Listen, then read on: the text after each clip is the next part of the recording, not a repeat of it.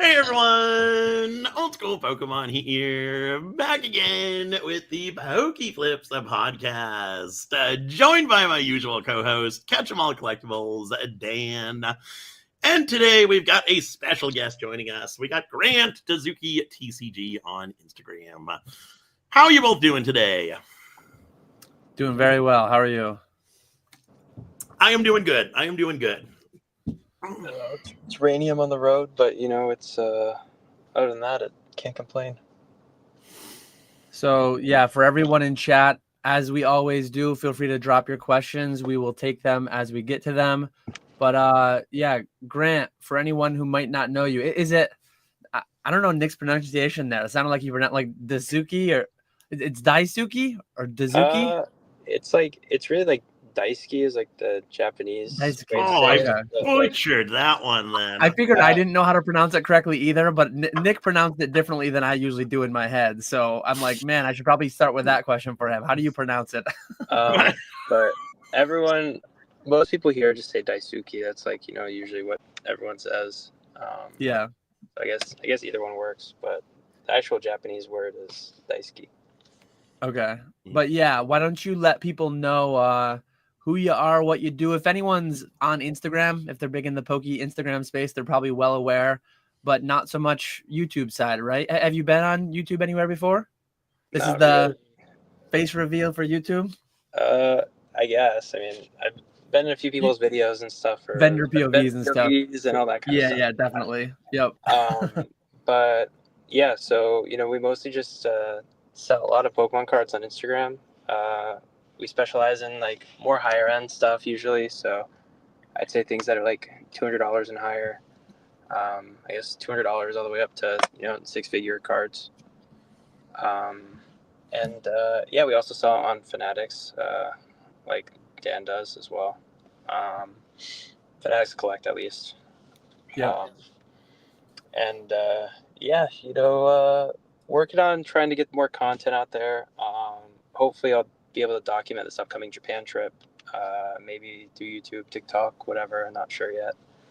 But for the time being, we're just on Instagram. So, is it top secret what's going down in Japan, or is it something you can share with the audience?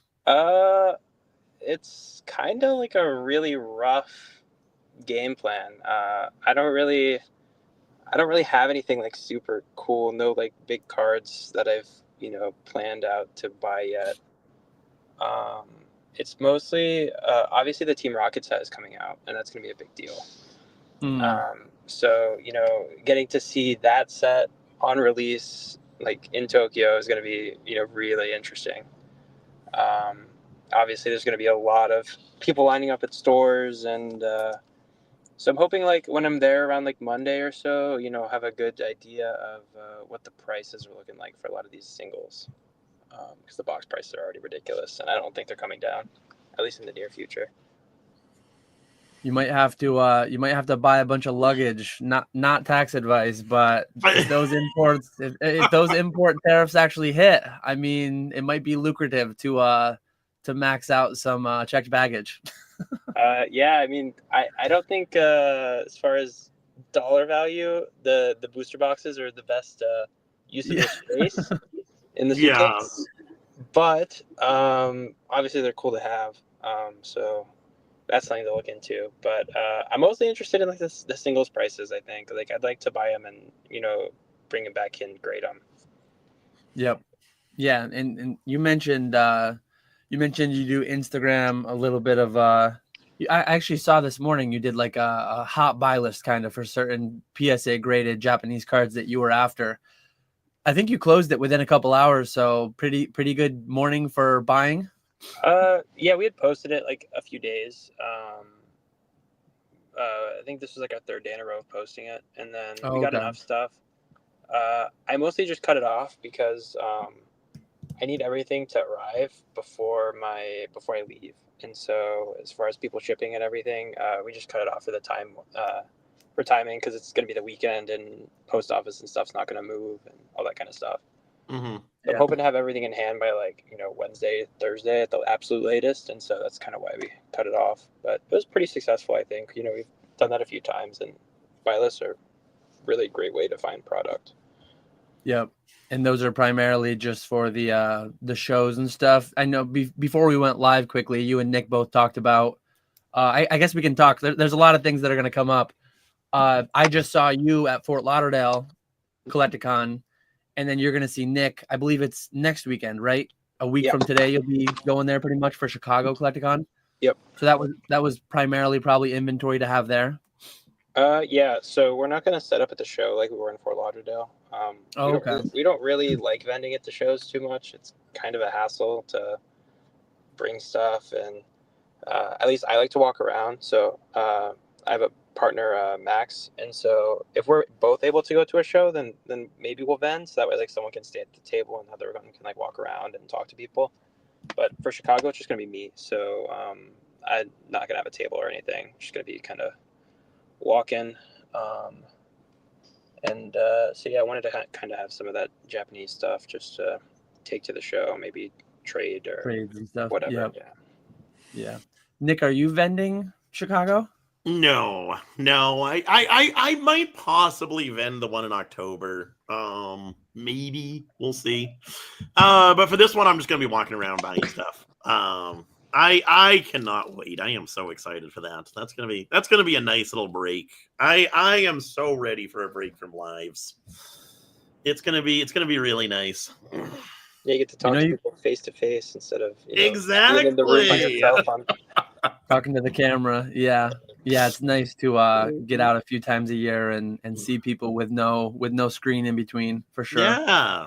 Now I'm gonna be taking because Wonder and Bierski are gonna be coming in Thursday. So I'm gonna take Thursday, Friday, Saturday, and then Sunday I'm not live. So taking those days off, which is gonna be nice little mini vacation. And you're not gonna have anyone backfilling. Walrus isn't gonna be going live. No. We are shutting down OSP Enterprises. Channel's just gonna be sitting there idle. So live streaming is something Nick's been doing it for his main thing for a couple of years now. I got into it with a couple streamers running for me, PK and Ponga, like 6 months ago, back in October. Is there any aspect of Daisuki that's ever going to be live, ever have that thought run through your head at all, or not really? So we got onboarded on Fanatics Live around when you did in September.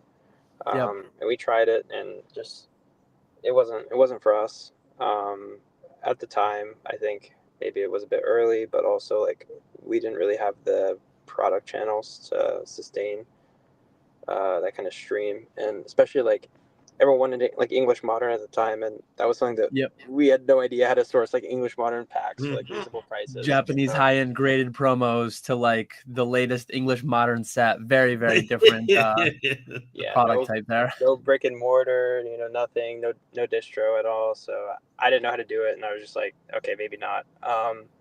And then we were streaming on Whatnot through one of our friends for a while. He was running all of our product. And we streamed on Whatnot from October until actually just beginning of March, we stopped the stream. Mm-hmm.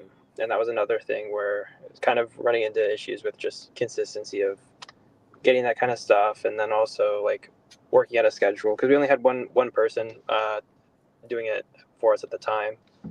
And I don't know, it was just a lot of like miscommunication, and we weren't very organized. I think it felt like we were running two businesses at once, and so we kind of just like put it on pause. Maybe if we get like an office or something, in the future, then we'll try to rebuild out a stream. But for now, it's just Instagram claim sales and Fanatics collect weekly auctions. Yep.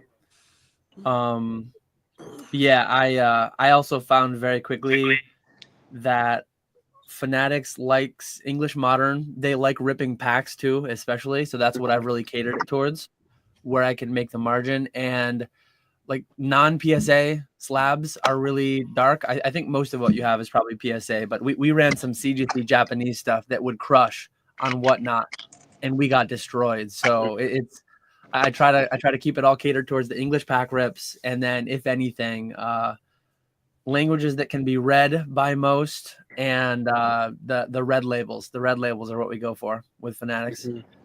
But no Korean. No yeah.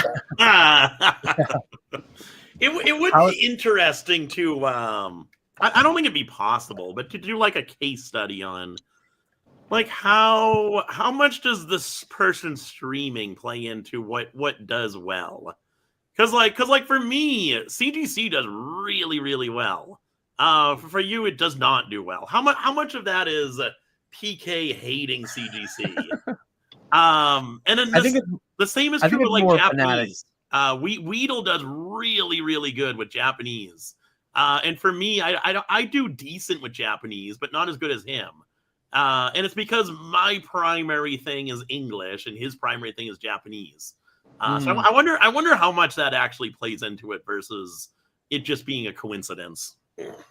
I think the biggest aspect is that Fanatics is primarily like 90+% a sports platform, and they know PSA. Like they're familiar with what it is. You don't really have to describe it to them.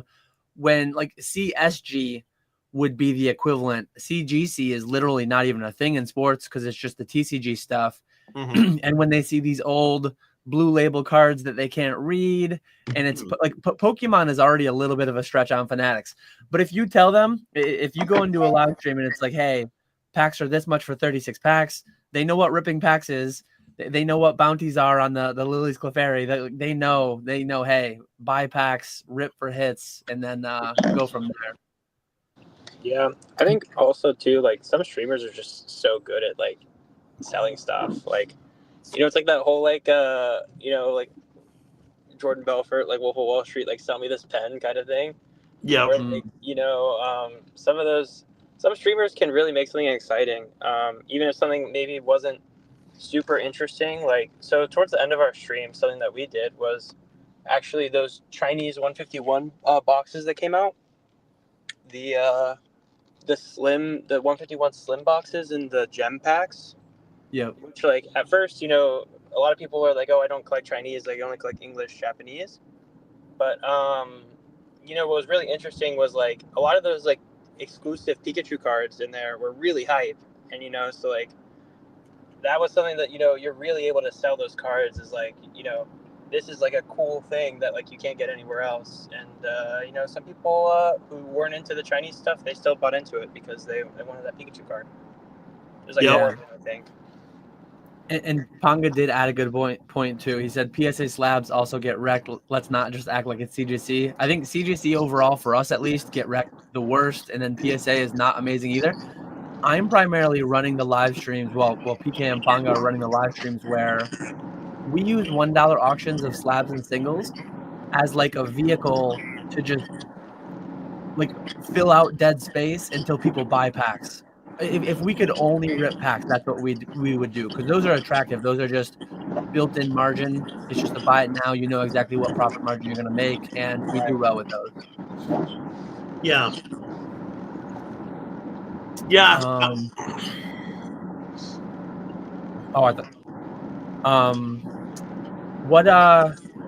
So I mentioned briefly that we ran into each other at Fort Lauderdale Collecticon. How did that go for you? Because you did have a booth there and everything. Were sales solid? Did you make a bunch of trades, buys, or anything?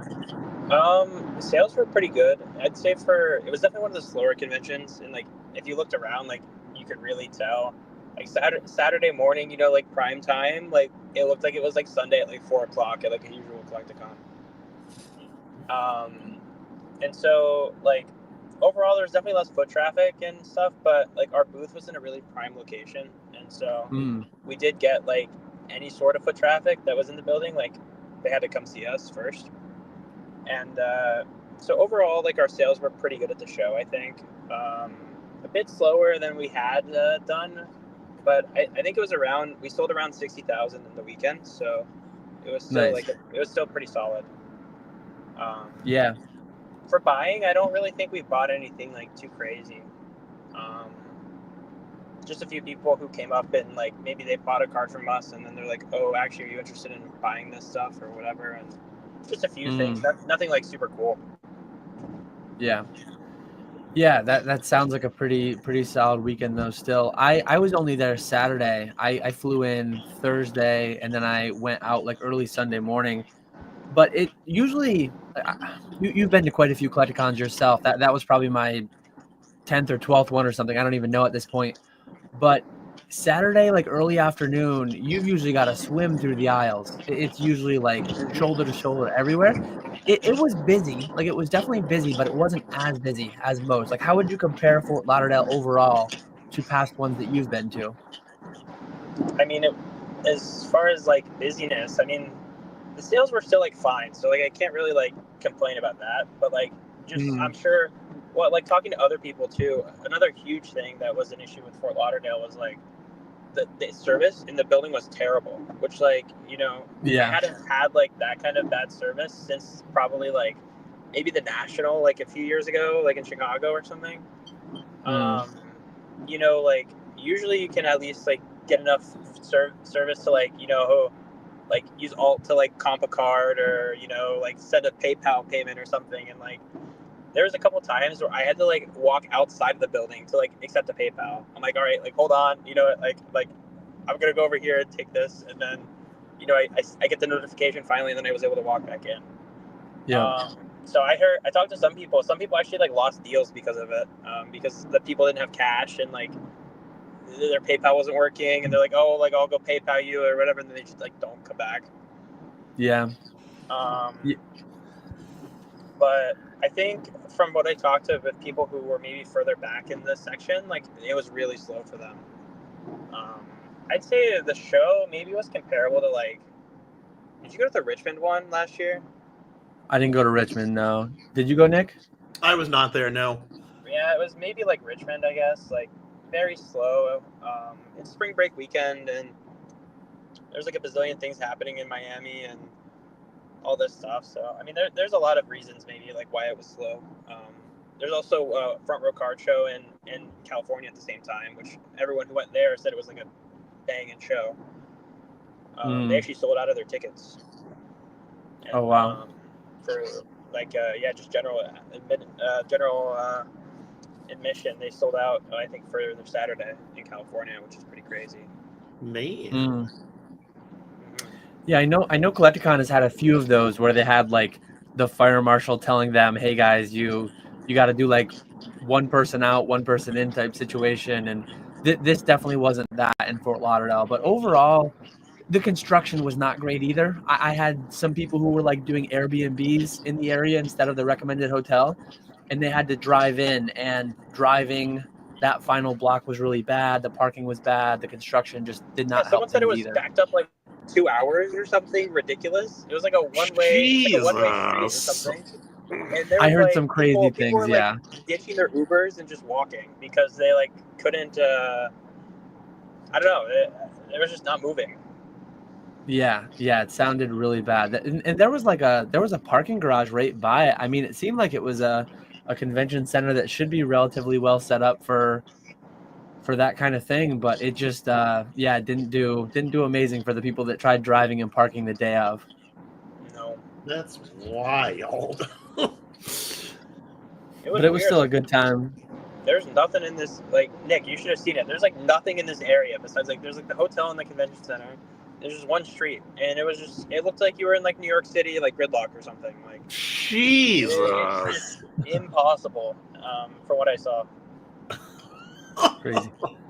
The construction. It was nice in that the convention center was like pretty close to the recommended hotel, but I had some friends too who vended, and they had like carts and carts, and you just had to go like up and down curbs, and it wasn't. Some of them, they're physically connected, like there's a skyway across the street or whatever it may be.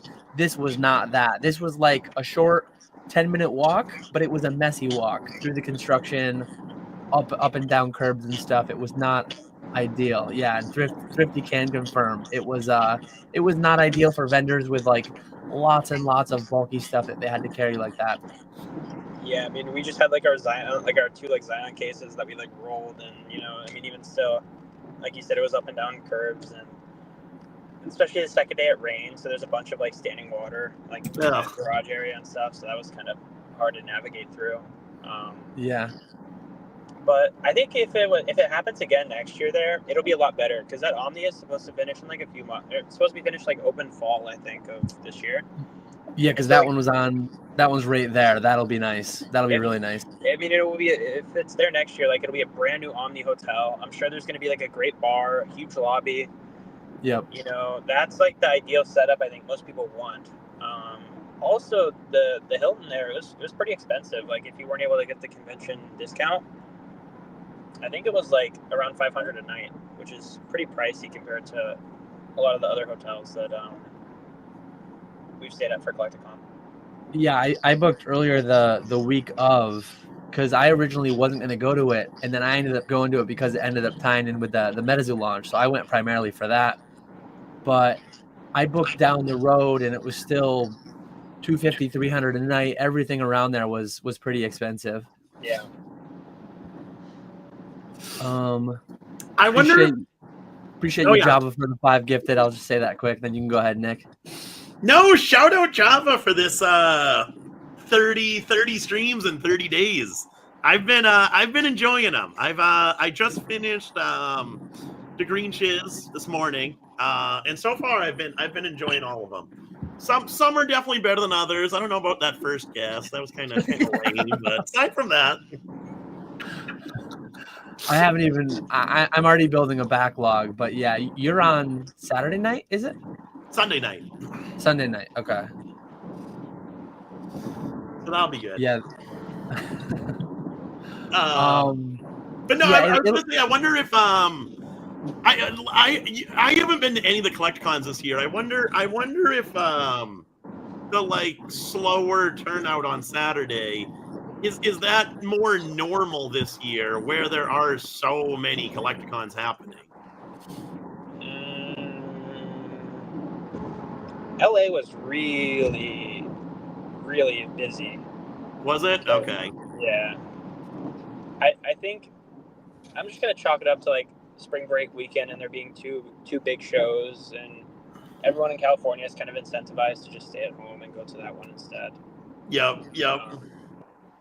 It'll be interesting. Hopefully they don't like ditch the location over it, because I think it was a decent convention center, as you said. Like, if it ends up being in the Omni, it's physically connected. That'll be cool. As long as they keep it before April, keep it February, March. I don't want to be going to Florida in the summer. I won't be going to Florida in the summer. Or the fall would be cool too, like October or something. I wouldn't. Fall be fine. September, yeah, that'd be great too.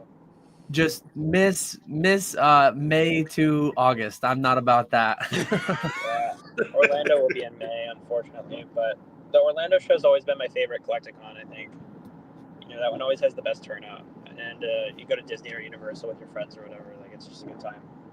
I used to love Orlando when they had it in February. I wish they kept it there, because then you're for us living in the north, you're so sick of the cold by then. Yeah, it was awesome to be able to go down there and have it be warm. Yep. Yeah, it's a perfect break. Hopefully they'll kick it back at some point to one of the earlier ones, February or March. But if they keep it in too close to summer, I probably won't be going again anytime soon. Location-wise, I think that one is the best one. So of the 18, how many are you going to be going to? Between you and your partner? Sorry, what'd you say? You cut out there for a second. Of the 18 Collecticons, how many are you going to be going to? Either you and or your partner? Let's see. So I was supposed to go to Atlanta, but I had to cancel due to like a family thing. So I missed that one. And then we went to LA, we went to Fort Lauderdale, going to Chicago. Not going to, I think the next one's after Chicago is Houston. Not that going sounds to Houston, right, I think. I'll be in Japan. Yep.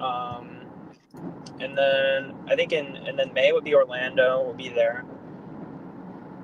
I think after Orlando, whatever show is next, we'll probably miss. And then for sure, Jersey and Cleveland we'll do, because I live in Ohio and he lives in Jersey. I plan on doing both those because they're drivable for me. I'm trying to think. I know, like, I'm probably not going to go to the second Houston either. Definitely not going to San Antonio in December. unless there's like some insane Pokemon stuff going on and I have to go. But Yeah. so I'd say probably half of them, maybe a bit more. It's hard, man. Like 18 shows in 12 months is a lot. And obviously, they're not the only game in town. You mentioned the National. You mentioned Front Row. Do you do like Card Party? Do you do a lot of other non-Collecticon ones too?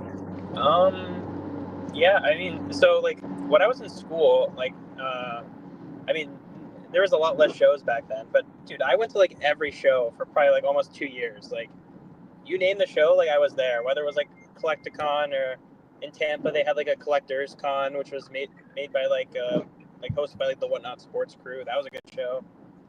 I don't know. There was a lot that I used to go to, and now like I'd say Card Party's cool. Definitely a bit more like family friendly. Lots more kids, you know, running around. It's a very like well put together event. You know, Pat Flynn really knows what he's doing. Yeah. So I'll probably go to one of the card parties. Maybe the Tampa one, because Tampa's fun. And then, yeah, I haven't been to Front Row yet. I've been meaning to go, but just haven't been able to. Those are always in the West Coast, so it's a bit hard for me sometimes. Yeah. Nick, have you ever made a Front Row or no? I have not. No. Me neither. It seems like those are becoming the shows to go to, though. I always hear good things and how packed they are. So those are definitely the Collecticons of the West, it seems. Especially when it's when they have it in Vegas. You know, everyone's always looking for their own excuse to go to Vegas. So. Yeah, exactly. Nick, we definitely got to find a way to get to Vegas together again. Yeah, no, that'd be fun. That would be fun. I forget who I was talking to. I was talking with someone the other day about the Pokemon Saves the World event, and oh man, that was so much fun. We do need to do that again at some point. Yeah. Oh, yeah, that was really early on. Yeah. That was 2021? 2020? 2021, yeah. 21, yeah. I did end up at the casino a couple nights in a row down in Fort Lauderdale. That was fun. Me and the blackjack tables, we have a good time. Yeah. Who came out on top? You were the blackjack tables. I got them one night, but they got me bigger the next night. So I should have just called it quits there. But I still had a good time though. Yeah, I didn't go. I was so tired at night and stuff. There's too many people going to the casino. I'm like, I didn't want to deal with it. It seemed like that was the only activity everyone wanted to do in Fort Lauderdale. Yeah. bunch of degens in the Pokemon community. I mean, the foundation Saturday of the night, hobby. Yeah. Go ahead. It was like Sunday morning. I heard like, you know, all these people were talking, and I swear like every single vendor who like came up to us on Sunday and they were talking about what they did last night, everyone mentioned they went to the casino, and like everyone said they lost money. You usually hear some story about someone going on some like crazy heater or whatever and getting a huge hand pay in the slots or something. I think I've talked to probably 15 people, and like every person said that they lost money. I don't know if they want to be blown up. I don't know if they want the IRS knocking on their door, but I know of a couple people that did well at the blackjack tables that did end their night at the cashier, but sadly I did not end at the cashier on Saturday night.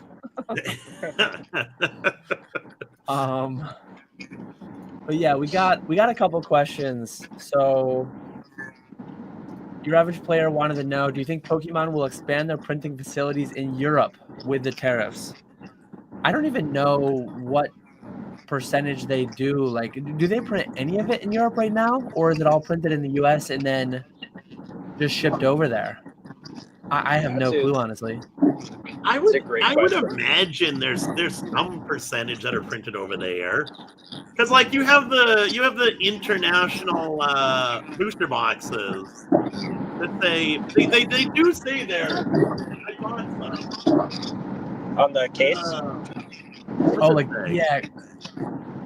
It says printed in the USA and printed in the USA and Netherlands. On like the international Palais of All. Interesting. I do handle because it's the same cards inside. I've handled some of those. Like I bought a bunch of Twilight Masquerade. I bought a bunch of Paldea Evolved different sets that were just broken down from. It's a different configuration for Yeah. the European set. So I'd imagine Pokemon has very high-powered economists and stuff on board, and they'll probably navigate it in a very tax-efficient way. The biggest uncertainty is all this stuff just dropped like yesterday or the day before, right? We've already experienced a couple of Yeah. times this year where a tariff was announced, and then a week later it was delayed or done with entirely. Like we don't know how real this is. So I'd imagine they're not making any rash decisions immediately, but they're certainly keeping an eye on it into the coming months and years, I'm sure. Yeah, Yeah. the whole thing is a mess. Yeah. I hope it gets figured out. It's gonna be such a mess if it doesn't. It's so annoying. Do either of you do? Obviously, you're going to Japan soon. You do a lot of Japanese cards. What effects would it have on your business if there was just a flat 25% across the board on everything international you do? It would be pretty bad, I would say. You know, like so. In Japan, a lot of these stores they get a rebate for like it's like called a consumption rebate or something. So a lot of stores who are really set up properly and everything and to maximize their money, they always will like max declare everything as it's getting exported because there's like incentive for them to do so. And so like one of the stores that we have a very close relationship with, we pretty much use them as like our middleman. So like if we order stuff from Japanese websites and stuff, everything gets shipped to them, and then they help us ship it out, or they'll order it for us, and then so they can get the rebate. But the issue is so, like for example, like that Kangaskhan like that I just posted yesterday, right? That came in from Japan last week, like right before the con, like 2 days before the con, it came in, and that was part of like an itemized list where every single item was declared for like full value. Like that Kangaskhan was declared at full value when it was brought into the country. Oh, so imagine doing that then, and then now like 25% more. That's a lot. Yeah. Yeah. And so like it's hard to say because we were so good and like at doing everything by the book. Like it's really easy to import like cards. Like before this, at least it was. DHL makes you sign a letter of attorney, and then it's pretty straightforward. Like a lot of stuff from Japan, like you don't actually get charged any import fees if you're doing it correctly. And so now, like 25%, that's like pretty much our entire margin, or more than our margin, and in current state. So it would be bad for us, like to say the least. And we're still kind of trying to figure out how to respond. And part of that is just because we don't really know how serious it is right now and what it really looks like. It got announced, but like you said, like it could be different in a week. Yeah. Yeah. Yeah, 25%. Uncle Sam sticking his hand into the cookie jar. That's more margin than most any business in the space. I mean, so much of this business is like buying $95 boxes at wholesale, and historically they're selling for 100, 110 on eBay. Right now it's a different story with things like English sealed, but people talk about Feebay. Feebay's 13%, 12%. Yeah. I mean, customs import fees, tariffs being 25%. That's absurd. And I, as I was talking about earlier, the core engine of like what's going on right now for me is Fanatics English packs, and it's like, oh Dan, you sell English packs that you buy through distro, you're good to go. This doesn't affect you whatsoever. Sadly, that's not the case. My single largest source for packs over the past 2 or 3 months has been people playing geographical arbitrage. I've been buying packs from the Netherlands. I've been buying packs from Europe, and they're basically just buying at retail and then shipping over to me because market inefficiencies, whatever, it's more expensive here. But they're not making 25%. There's no way if they accept a little bit less and I pay a little bit more, 25% more than eats up the entire margin. So it's just like that business ceases if this doesn't change. And I don't have handy like exactly how many packs it was, but year to date I've probably bought 25,000 packs internationally, and that's over $100,000. So that's like a pretty hefty portion of what I've got going on is coming from a place that'll be directly affected by that. Yeah, so like something that people aren't really talking about as much as just like straight tariffs, which kind of piggybacks off of what you're saying with like market inefficiencies and like global arbitrage, is that so if you look at like the US dollar, that like since this has been announced, it's gone down like a reasonable amount compared to like a lot of these other currencies like the yen, for example. So like not only would you be dealing with any sort of like additional like tariff, but then also like your purchasing power, like my dollar's just not as strong, right? So that already is eating to my margin if I'm buying from Japan, because their price is still the same. You know, if the box is 60,000 yen there, like it's still going to be 60,000 yen, but then I don't get as much money out of my 60,000 yen, So it's kind of an additional like result of the tariffs, which just eats into your margin even more with a lot of this international stuff. Yeah. What about you, Nick? How much of your business would be affected? How much Japanese stuff are you doing? How much international sourcing?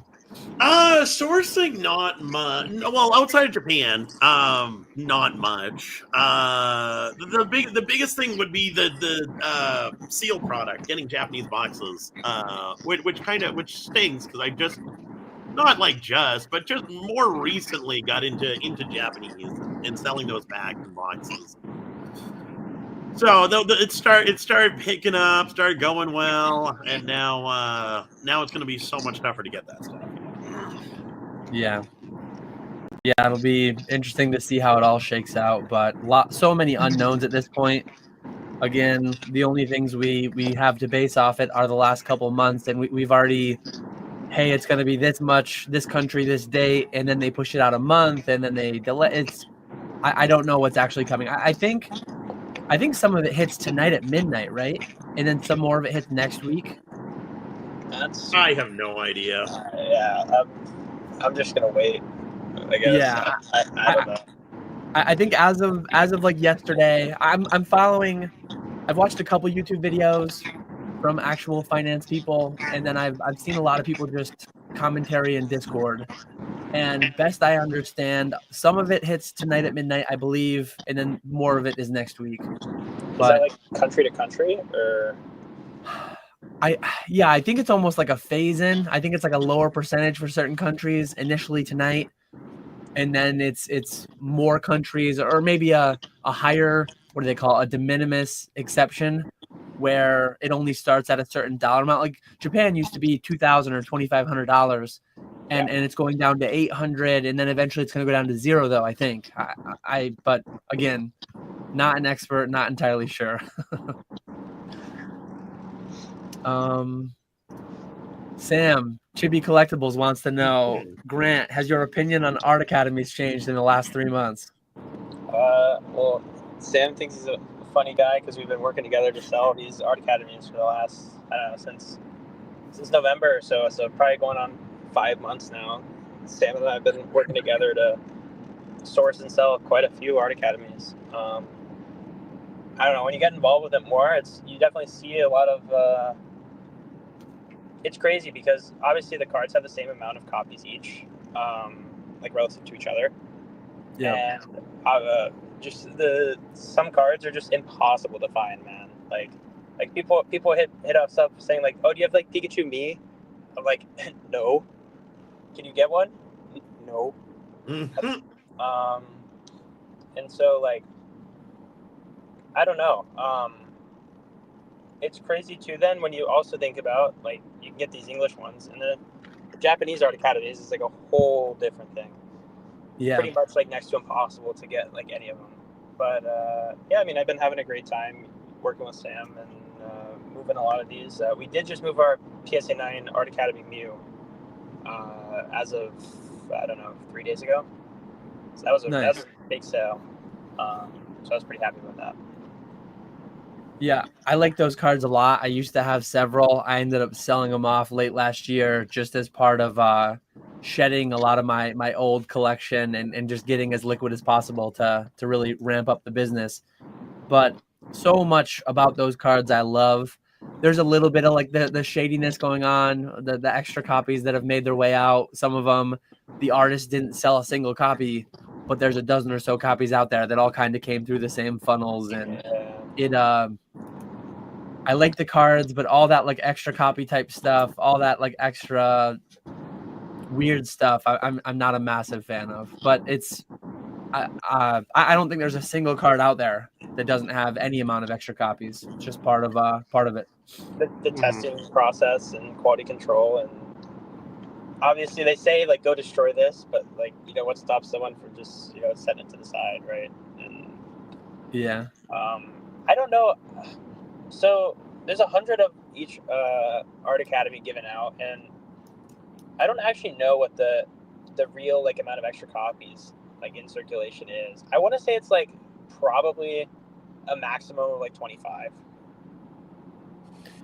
yeah, I really don't know. I've heard different things. A lot of it is just hearsay. A lot of it is like he said, she said, but I know I bought some amount of my copies through copies that were almost certainly extras. I don't want to say the name of the store, but there was a certain store that sold quite a few copies of them that likely came from Pokemon employees or whatever. And it's quite known that those were just extra ones that happened their way there. And some of the artists got really upset with it because they're like, hey, my sealed brick of 100 is still at home. I never opened it. I never sold anything. And then that turned into a whole thing with PSA, where PSA stopped grading them for a while. And I think PSA is grading them again, I think. I'm not positive. I've graded a few recently. Yeah. I had several.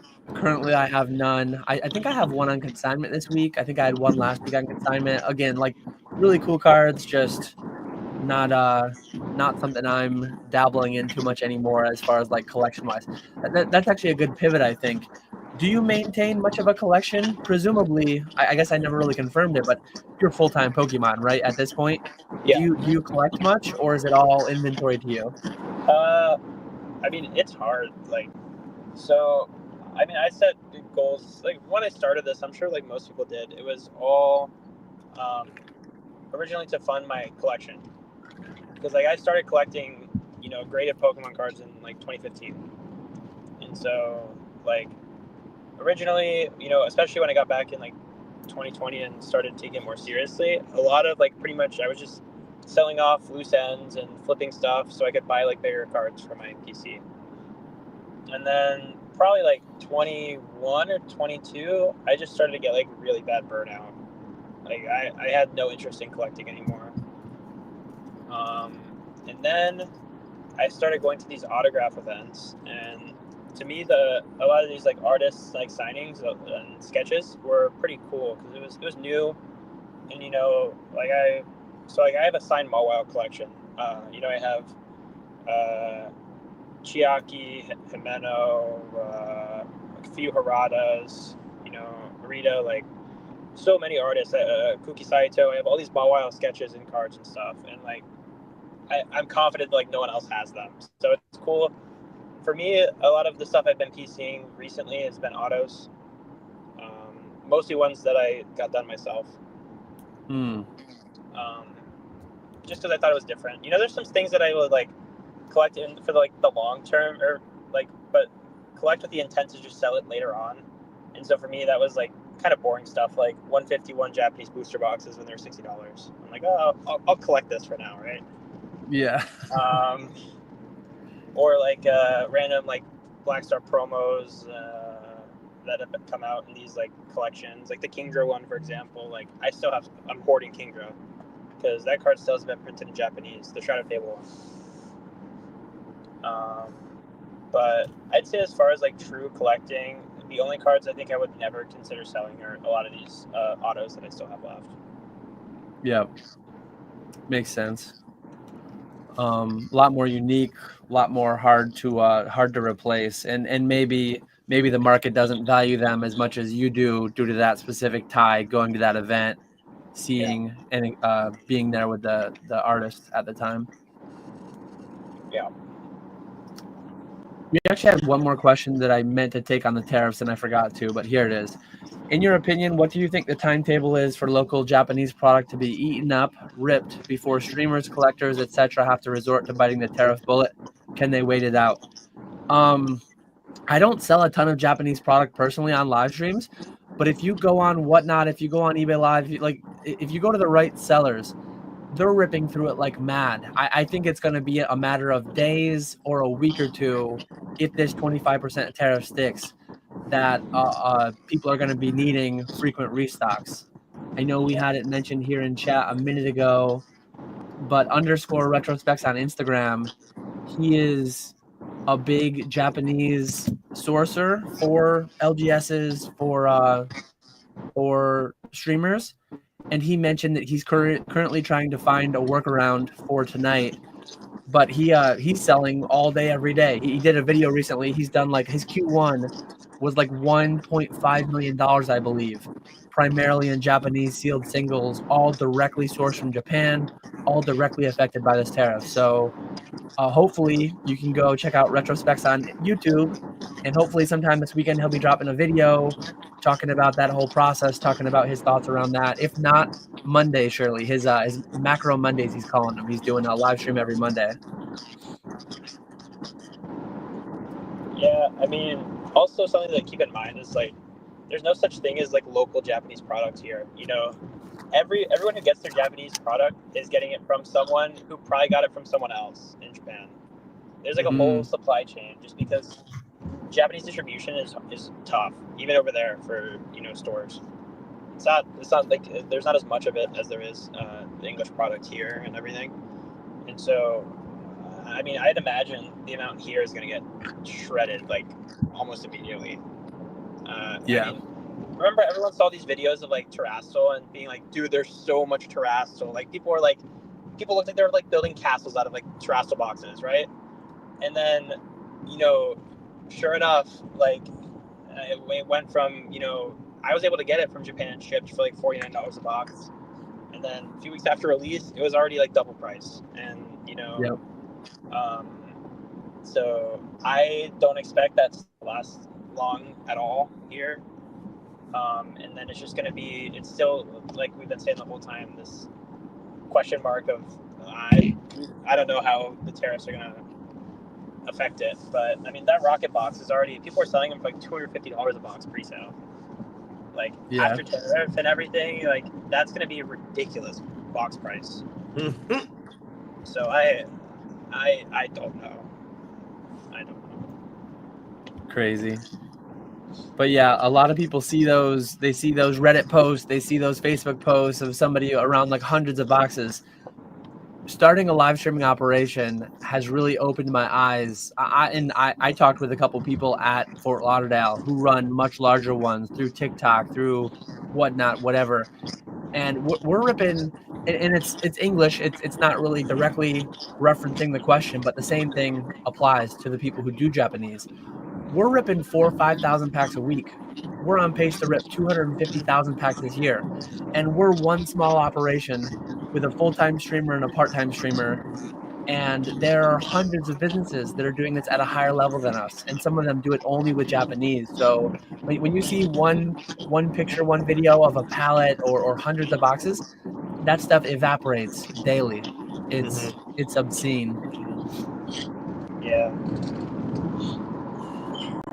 especially everyone does their marathons and stuff when the set comes out, and some people are getting so fast at ripping packs as well. Like, it's crazy, just sheer speed that the streamers can kill boxes now. Hundreds of packs an hour. Yeah. No, it's wild. Yep. Do you have like a baseline number that you use, Nick, to like estimate? So on a release weekend, like how many packs per hour? It's tough because that release, people are seeing it for the first time. Maybe they want to see the commons and uncommons more. You might have to go a little bit slower.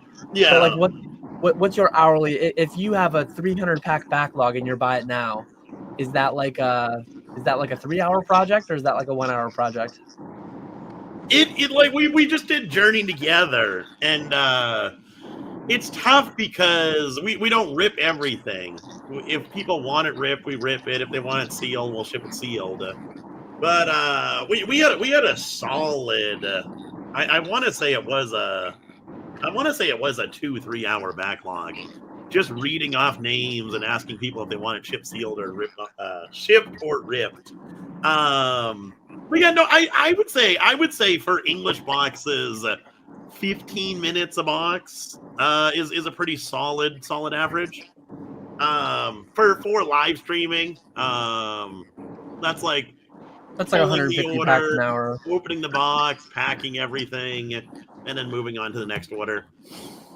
Yeah, that's kind of right in the sweet spot where I figured too. I've kind of like measured PK and Panga how quick they can go, and there's definitely times where maybe it's a more expensive set, maybe it's a newer set. They're kind of showing off the artwork more towards 100 packs an hour.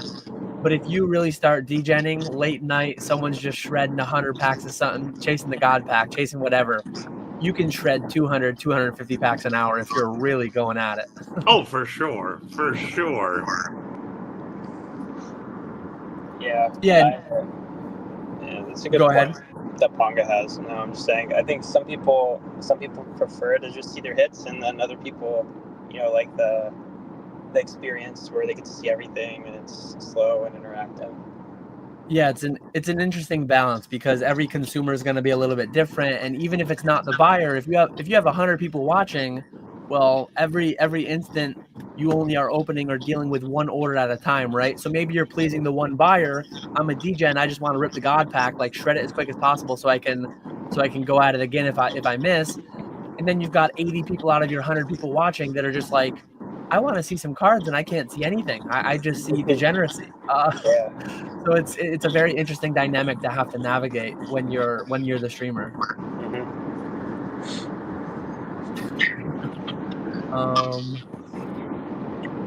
Mason wants to know, Nick, what's your burnout level from 1 to 10? Oh, right now it's. You mentioned you're ready for a break. It's the same as like on the ship when I knew I was getting turned over and someone else was coming to take my spot. That last week would go by so slowly because I knew I was going home on vacation. It's the same now that I know Collecticon is next week. I do not want to do these runs. I am so ready for a vacation. Because we got Collecticon next weekend, and then I'm going back home for Easter the following weekend. So I am just in vacation mode right now. But so yes, right now it's we are at a maybe like a 7.5, 8. But normally when I'm just at home doing the routine, nothing to look forward to, it's not bad. It's not bad. It's just having that something to look forward to that's making it miserable right now. How about you, Grant? You're burning out. Is the Japan trip going to save you? No, I mean, obviously I talked about being burnt out of collecting earlier, but as far as the business side of it goes, we're pedal to the metal. Every day feels cool and fun, and I don't know, we have too much to do to it keeps us busy. So I think we're just really in this phase of grinding out a lot of stuff, and we're definitely reaping the benefits of doing that. And so I think for now, I wouldn't say I really have any burnout in regards to the business, but like I have noticed I'm working a lot, which like, you know, I don't know, it's a lot of work, but also, you know, I don't like hate it, so I feel pretty good. Yeah, and I'm not really burning out too much. I need to preempt my own streamer from saying Pong is going to say you're not burnt out, Dan, because you don't ever work. But sourcing millions of dollars of cards and packs for the live streams, it's a decent bit of work. But that said, like, I have a lot of things outsourced. A lot of the things that I don't like dealing with customers. I don't like packing orders myself. So I insert PK and Ponga between myself and the live customer. I have Fanatics Collect that I use, like Grant does, to store, image, create the listings, and I just chuck them to auction. Faith in the market, RCS take the wheel. That kind of stuff really allows you to scale a lot quicker with a lot less of the work that I don't like to do. Yeah. I guess I'm lucky too because so all of our stuff ships from Jersey, and that's where like Max lives. So he gets to take care of all the shipping and packing and everything, which I don't have to do. And I know he hates that part. Like, at the end of every claim sale, you know, generating everyone's like 30 labels and packing everything, you know, bubble wrap, you know, we ship in like these dust bags as well that we put inside of our boxes. So, you know, making sure everything's put in the dust bag, business card, all that kind of stuff. That's something that he has to do, but, you know, he always complains about it, I think. So maybe his burnout's a little stronger than mine because I don't have to ship everything. This bag right here. Yeah, that one. I picked up one at Fort Lauderdale. I was going to say, I think mine got commandeered by one of my kids, but it actually didn't. It actually made it to the office. I say that. I remember my daughter was carrying this around. So I'm surprised she hasn't been wondering where this thing went because I knew she was carrying a baby around in it, and then I guess I stole her baby. She didn't steal my dust bag. Yeah, people like them. I always wondered like what people do with them afterwards because I mean I don't know, it's unique, but like I don't expect people to keep it or whatever. They can do whatever they want. It's just like thing. But I mean I don't know. It's good to, you know, put an expensive slab in it, I guess, if you want to deliver it to someone or something. I don't know. But, well, mine was toting around Barbies and babies and all their outfits and stuff the other day. there you go. It's probably the first one to be used for that purpose, but yeah. You know, maybe we'll see more uses of them later. But for us, it started mostly just as like a, you know, a unique kind of marketing idea. Everyone kind of started posting when they get their packages in. Just kind of since we were selling more expensive cards, I wanted to kind of give a more premium experience. You know, when you buy from us, especially too, like, you know, some people, like if it's your first time and you found us through like one of our ads or something, like just buying from some random dude on Instagram was like, yo, like send me Zelle, like it's fine.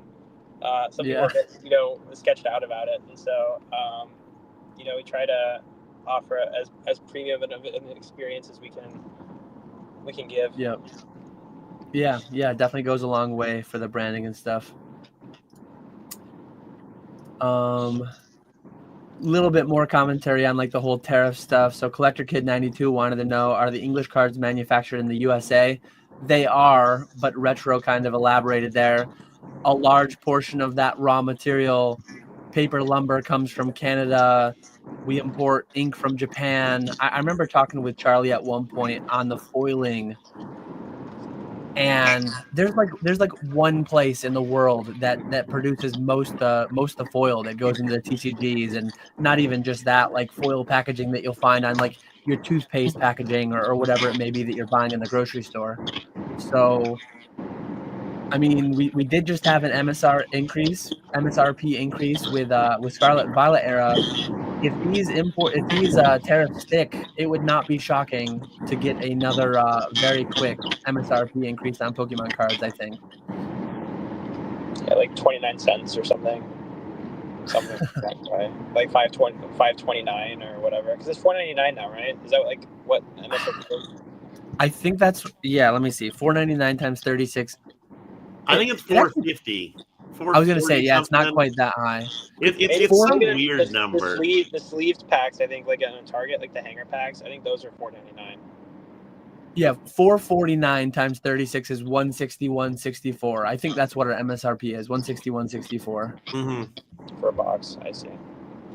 But yeah, we'll see what happens with all that. It's an interesting conversation. It might have massive effects, but hopefully Macro Mondays with retrospects will soothe our worries a little bit, and hopefully he'll have a good way to deliver that Japanese product directly into our veins, as he has been.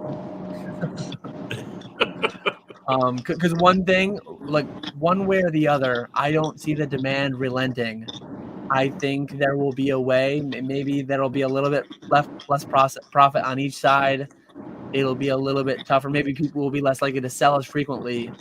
But I don't think just if these tariffs stick, I don't think all of USA will just collectively decide like, oh yeah, we don't need Team Rocket Japanese. It's gonna find its way here. It's just how much pain will be involved in that process. Yeah. That's my take on it, at least. I mean, people still rip EV Heroes boxes now for $500 or whatever they sell for. I mean, that's, it is older, but still, it's not that old. And that's one dynamic that the.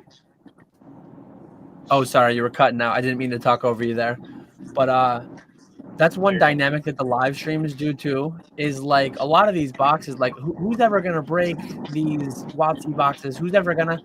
Anyone will if you break it into small enough chunks.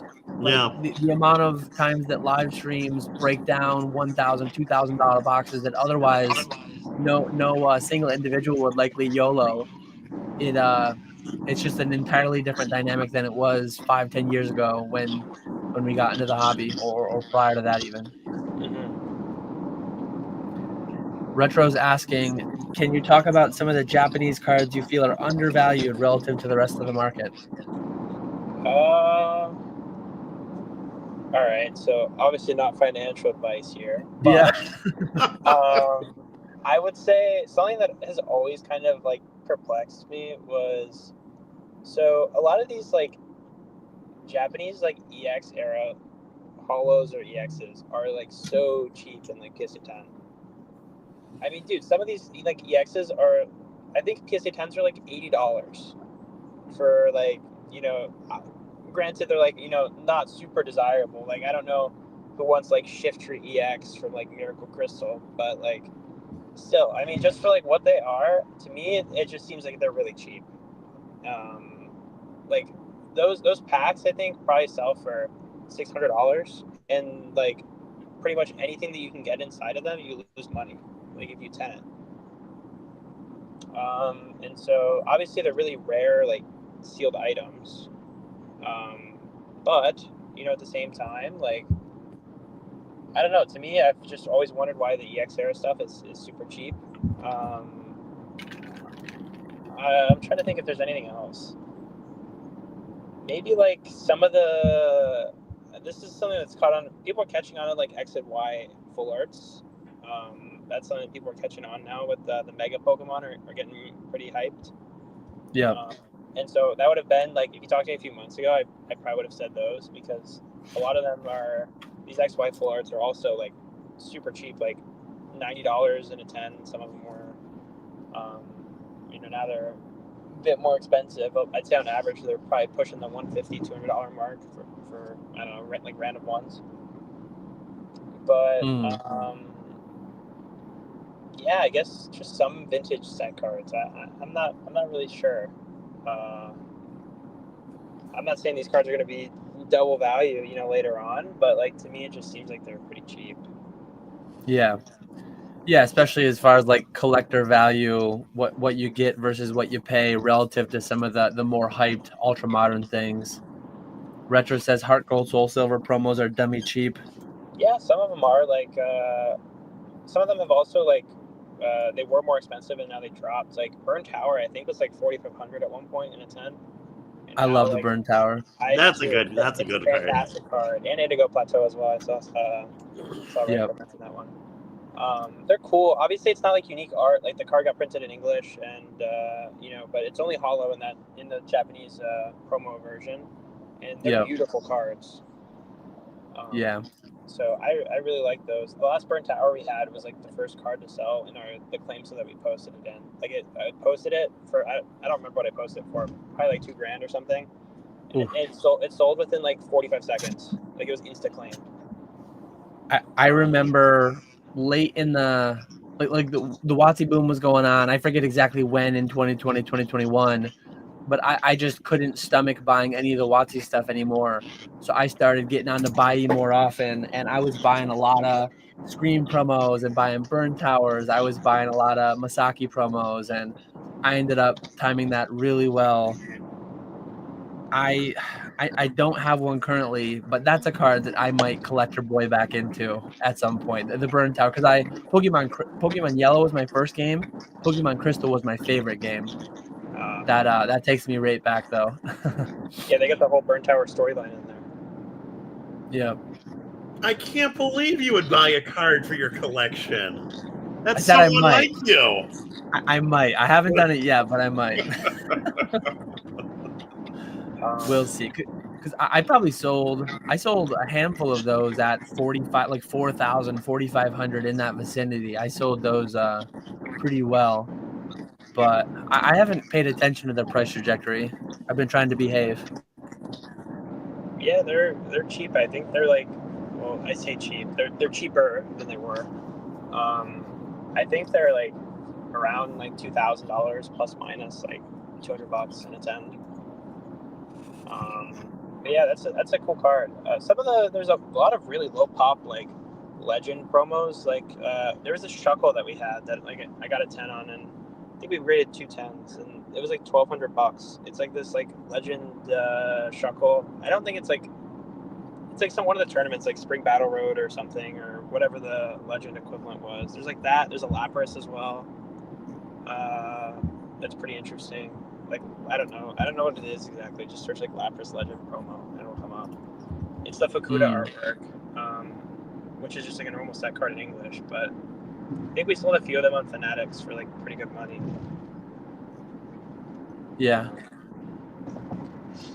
Yeah, I see there were a couple auctions mid last year that were as low as like 1,500, 1,600 for the Burn Tower. I missed out. Yeah, should have bought the dip. I know. I'm gonna be chasing now. I see Josh is talking to Nick in chat. A Skyridge theme deck display. Nick, do you have one of those? Nick's a theme deck display collector. Skyridge is the only one I'm missing. I was able to get Legendary Collection last year. I've still yet to get the Skyridge one. So if anyone can find a Skyridge case, I'm a buyer. Crazy. Yeah, that's got the Eevee theme deck alone. Isn't that like a 2K theme deck? Yeah, it's you have the Eevee, which is the expensive one, and then the Mind Machine isn't that expensive. It's like 1,000 for the Mind Machine. So both of them are pretty expensive, but the Eevee one is a lot more expensive. So crazy.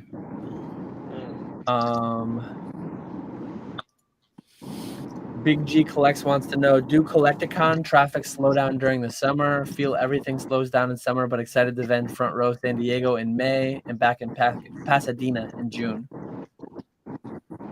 I don't think I personally go to enough Collecticons every year to say like if spring, summer, or fall are stronger or weaker. Do you do enough of them, Grant? I don't think it's slow in the summer. At least, like the National is in the summer. The National's not a Collecticon, but like the National's in the summer every year, and that's a ridiculous show for cards in general. No, I don't think it's slower at all, really. I think it might even be better. I'd say the slowest time is definitely like once you get around like the holidays. Like if you like November, December is going to be the slowest time, and that's why there's like not as many shows around there. But no, I'd say summer is probably, just as good as it is like now or 2 months, like prior, like January, February. I don't really think it's slower at all. It'll be interesting to hear how the I think it's San Antonio Collecticon squeezed in December, and I think it's New Jersey that they squeezed like the weekend before Thanksgiving. They used to stay like pretty far away from November, December, but with 18 of them, there's not much room to move around, right? So they had to chuck them pretty tight.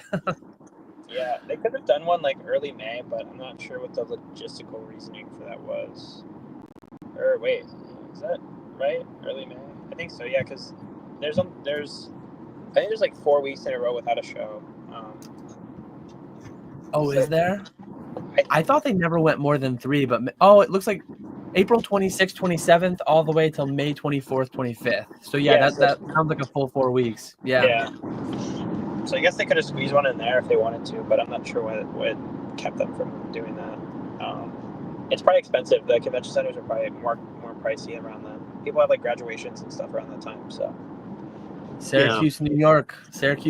We're waiting. We need one. Collecticon Syracuse. What airport or what airline is even like mostly? It's an international Hancock International Airport in Syracuse. It's an international airport. It's only an hour and a half from Rochester and Buffalo, but those are small airports too. But I fly in and out usually of Syracuse Airport, and it's like you don't pick what time you want to fly, you pick what day you want to fly. It's like I drove to Albany to fly direct to Fort Lauderdale because Syracuse doesn't. Syracuse flies direct to Orlando, and then Albany flies direct to Fort Lauderdale. But a lot of times for the Florida ones, I'm stuck flying Frontier or Allegiant or one of the other bargain ones that are not too amazing usually. It was actually JetBlue, though. It was JetBlue from Albany to Fort Lauderdale, which wasn't bad. It wasn't bad. JetBlue was the best. I see. It was fine. I caught on the way there and the way back. I caught a business class upgrade, which I've never done before, and then I did it both ways on the same trip. Ooh. It was nice. That's nice. Yeah, that was lucky. We're losing Daisuki. If anyone has any questions, feel free to leave them. Hopefully we'll get Grant jumping back in at some point. There he is right there. Let's see. I don't see his video yet. I see his name. He's back, I think. But yeah, anyone, feel free to leave your questions in chat if you have them. Can you hear us fine still? I don't think you can hear us fine right now. So. Maybe in a minute. But what's going on? What's going on, Nick, with you tonight? You've got like one big final weekend push. Yeah, we got one more big Pokey Night event happening tonight. So I'll be live starting at 6 Eastern. And hopefully going late. It's been a couple weeks. We had a few really late nights. Went till about 4. So it's for my time. It starts at 5 Central, and we went till about 4 Central in the morning. Oh wow! Yeah, so that nice solid 11-hour stream. So that was the first 2 weeks, and then last week was Journey Together. Journey Together actually ended earlier. We ended about, I think it was like 1:30 we ended last week. So that wasn't too bad. We'll see how this week goes. But those are a lot of fun doing those, but they do take it's a long stream. It's a long stream. Is 12 hours the longest that you've done so far? Yeah, I've never gone over that. I do want to do a 24-hour stream at some point. I've always wanted to do that. It will happen at some point. When, I don't know. Maybe for this Cyber Monday. We'll see. Would it be only you streaming the whole time, or would you take a shift and have someone else do half of it? No, it would be me. I would take a half hour to eat and have help with it, but it would be me the whole time. Oh, you can't take a full half-hour break. You got to just be eating that cheeseburger while you're ripping packs, man. Yeah, well, get Uber Eats or something, and just discount the packs for 30 minutes while they're going to be all greasy. And yeah, exactly. Give them the PSA special. You should do it for Destined Rivals. I mean, that's going to be like the most hype set release for a while, especially if you're selling MSRP Destined Rivals. I am not gonna have enough. I am not gonna have enough. For Journey Together, we did 3 drops of it was 45 booster boxes every hour, and it was limit 2 per person. I would say about half the people bought 2, half the people bought 1, and they were gone in seconds every drop. But what if you compelled everyone to rip it? I mean, if you rip kind of slow. If I said everyone had to rip it, then yeah, that would be a oh god, that'd be way too long of a stream. All you should need is 2,400 packs. If you're doing 100 packs an hour, kind of stopping and smelling the roses, showing the commons and uncommons, 2,400 packs should do it. And I think you get that much allocated, right? 160 boxes. Yeah. Well, it depends. Journey Together, I didn't get I got like 150 of Journey Together. If you're doing that, I will volunteer a little bit of my product to top you off. I will help you with that endeavor. I would not be able to do 24 hours of ripping. I like the auctions way more. That would be insane. All over his fingers and stuff. Yeah. Imagine that, like your second pack into a 24-hour stream, and you just like you get like a foil cut on your finger from ripping the pack, and then you're doomed. You're doomed for the rest of it. Oh, that'd be awful. That'd be awful. You would want a pack rip backlog during the dark hours. Like you don't want to be running auctions at 6 a.m., 7 a.m. Ideally, you want to be ripping from the backlog. But no, I think it would have to be like midnight to 8 a.m. is just pack ripping, and then 8 a.m. till the following midnight could be auctions. Yeah, that would be interesting. Hopefully, you put that together at some point. It'll definitely happen at some point. It's just a matter of when is eBay going to get big enough that you can support a 24-hour stream. Yeah. Because right now it's I'm sure Fanatics is still the same thing. Can you go on there at like 2-3 in the morning and there is not a single stream going on? There's always something going, but it definitely, yeah. eBay Live doesn't get to where there's nothing, does it? Yeah, no. If you go on there at like 3-4 in the morning, there is not a single person. That's surprising to me. Yeah. Huh. That's interesting. You think someone from like California was like, late night streaming or something? Yeah. Yeah. You'd think a late night California stream would go till you picked up like East Coast people waking up and starting their day. Because there's like LGSs and stuff that probably start a breaker going at like 8 or 9 a.m. Eastern, right? Yeah, exactly. That's surprising. We got a few questions in here now. UAP wants to know, what's your biggest fear in Pokemon?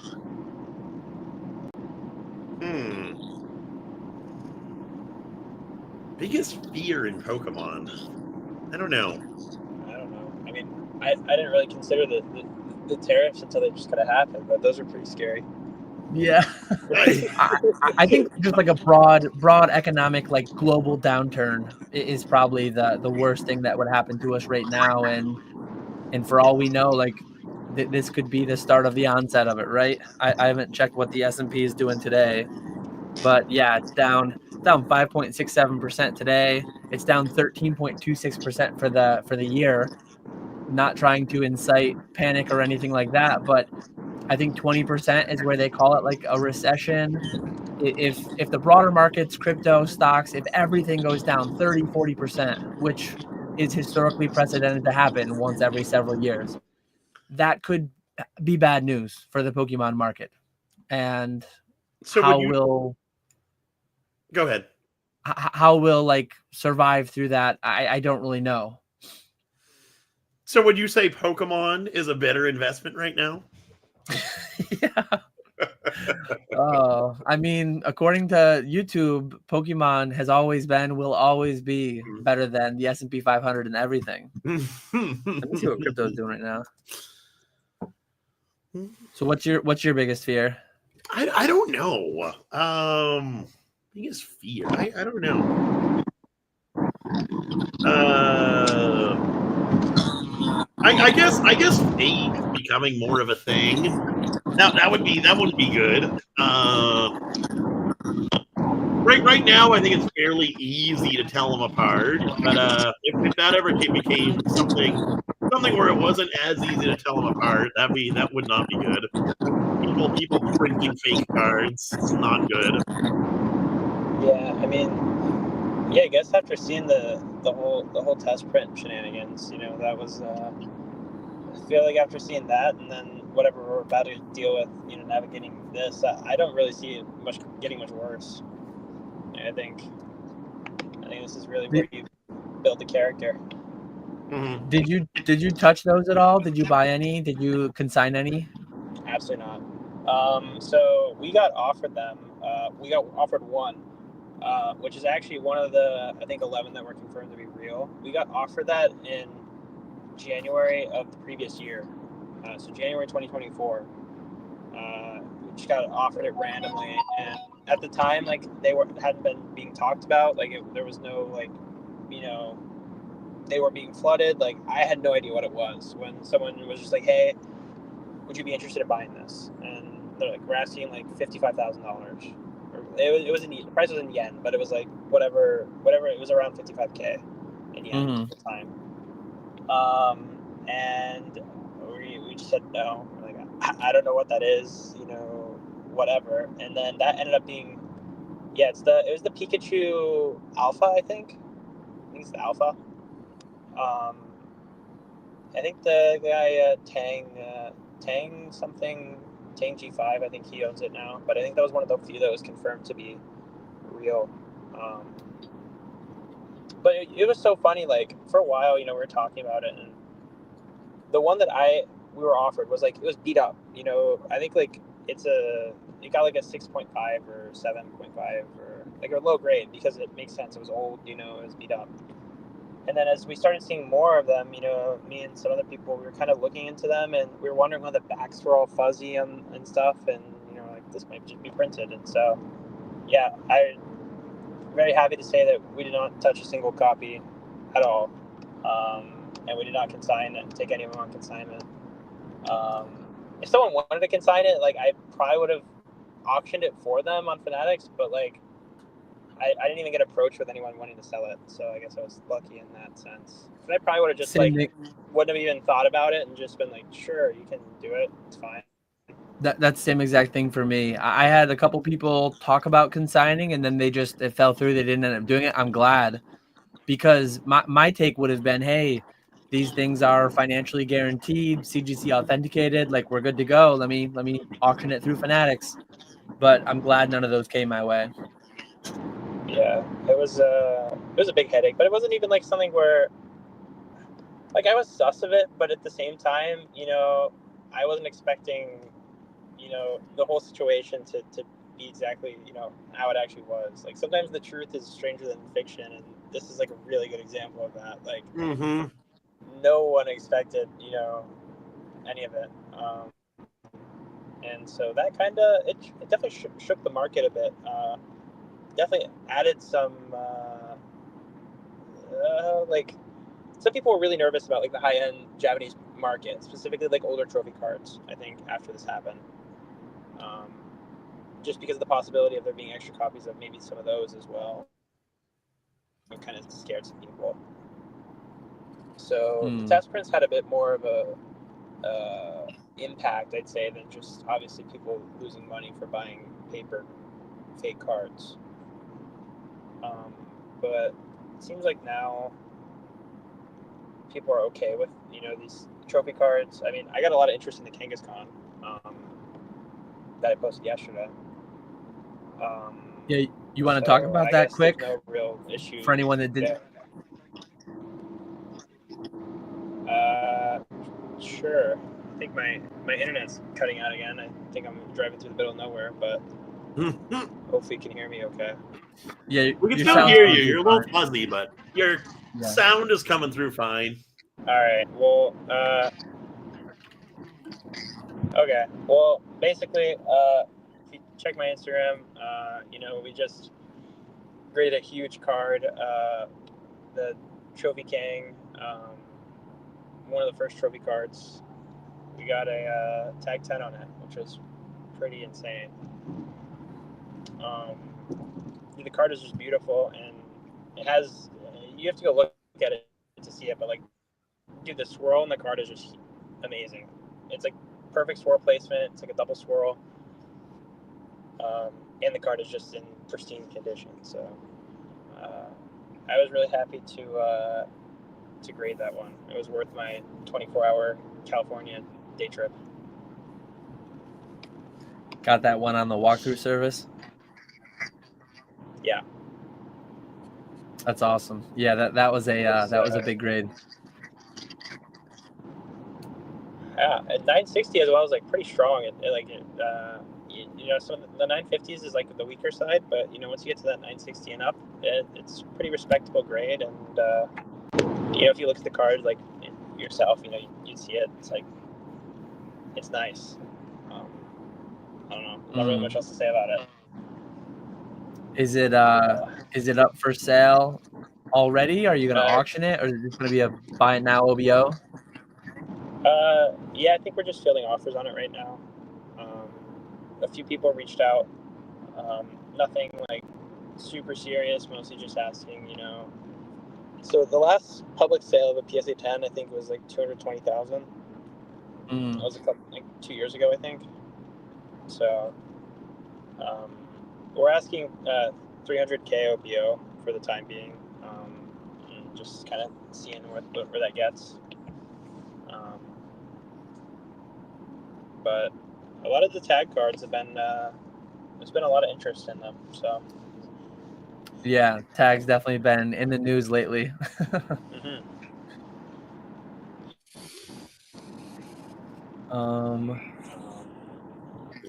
Let's see.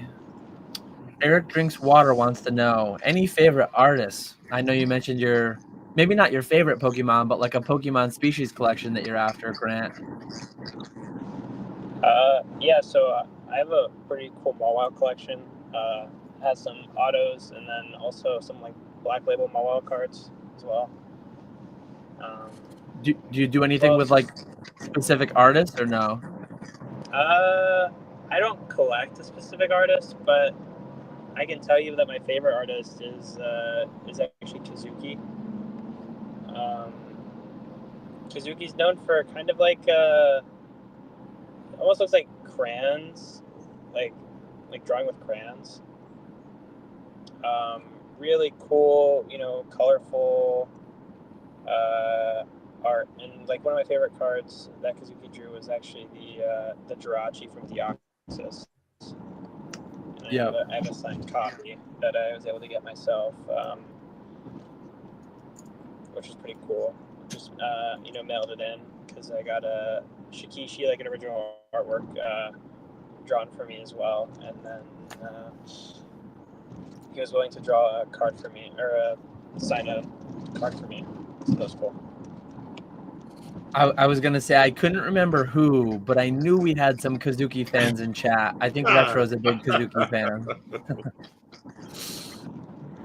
Do you pay awesome. attention to artists, Dan? Because I do not. I like certain cards, but I never pay attention to like the specific artist outside of like Komiya, because those all look the same. Those all look really, really similar. And then the one who does the clay. But yeah, aside from that, I don't think I could tell you who drew what. Yeah, I'm not a big artist guy. I think we've had this question before on PokeFlips, Nick, and we've came up with some clippable moments. But I like a lot of the artwork. I can't tell you who drew most of them, but I appreciate all of it. We got a Nishida fan in here. Yeah, these names are familiar. That's the claymation one. When I started doing the autograph events and stuff, like obviously you hear like an artist is signing, and then you go look at a bunch of the cards that they drew, and then it's really easy to notice, like if you look at all of them like together, for like if you're just on a page scrolling through like looking at only like one artist's work, you can really start to pick out like kind of their style. You know, Nishida's really good at like often like really like light colored artwork where she draws like you can kind of see like the effects of like lighting. You know, like it always looks like there's like a sun shining on something, or I don't know. Like if you scroll through like Nishida, like you'll understand what I'm talking about. But she just like really like cool like light colored cards, and I don't know. Her most popular one though is probably like, well, obviously the Illustrator. She drew the Illustrator. But like the E-card Charizard, like the lottery Charizard that got printed as regular, rare, and expedition. That one's cool. Yeah, very like soft vibes. I don't know. And anyone looking to like, how do you search artists? I use the website pkmncards.com. There's like an advanced search that you can go in and you can just pick a singular artist and you can look at all the cards they drew. It's really clean. It's really nice, high-res photos. Looking at a bunch of Kazukis right now. Yeah, Kazuki's I guess cool. I could present this. Very unique. I also like an artist called Kawaii. But I've tried to get in contact with them on Twitter and stuff, and I haven't really been able. Look at some of like the older Kazuki cards. When you go like back in time, yeah, like you can see that was kind of the style, very like bold lines.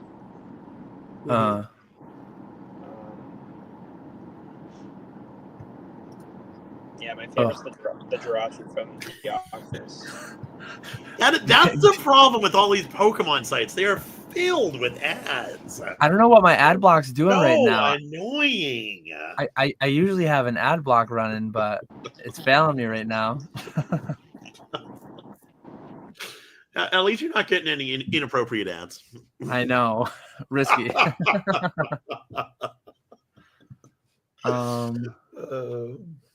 Oh, we lost him again. But yeah, I don't scroll past the Bulbasaur. Yeah, really, really cool website. I'll link it in the chat in case anyone wants to check it out. You can just pick your artist. You can look up a lot of different ways. You can look cards up. So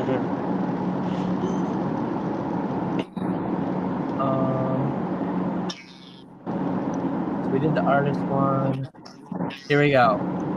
Greeny's asking the question: if all of this goes to zero in 1 year, what's your exit plan? What's your fallback plan? What are you going to be doing for the rest of your life?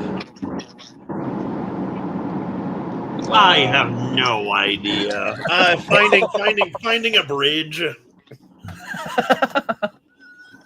Oh man. What did you used to do, Grant? Like, how long have you been full time? If you want to talk about your, well, if you care to share, if you don't care to share, that's fine too. But you mentioned like 2015 you started collecting. When did you transition to full time, and what did you used to do before that? So, well, 2015 when I started collecting, I was a freshman in high school, and so it was fun for me. And then, so I went to college, and I graduated in December of 2023, and I was just gonna kind of work in real estate. Like my family does real estate here in Cincinnati, and so I was just kind of helping my dad with potentially launching some development projects and stuff. While I was also like throughout college, I was basically doing cards full time, but it was like fun full time. It wasn't really like, I was lucky to not really have that many expenses at the time. So, you know, for me, like, I didn't have to like, I don't know, I didn't have to sell that much stuff, I guess. But then after school, you know, around when I started working with Max, we just kind of decided to merge was like the last semester or last 2 semesters, I guess, of like my college. I got really busy with school, and so I stopped kind of dealing with a lot of cards. I stopped going to shows for like 8 months, which was like my longest, time without going anywhere.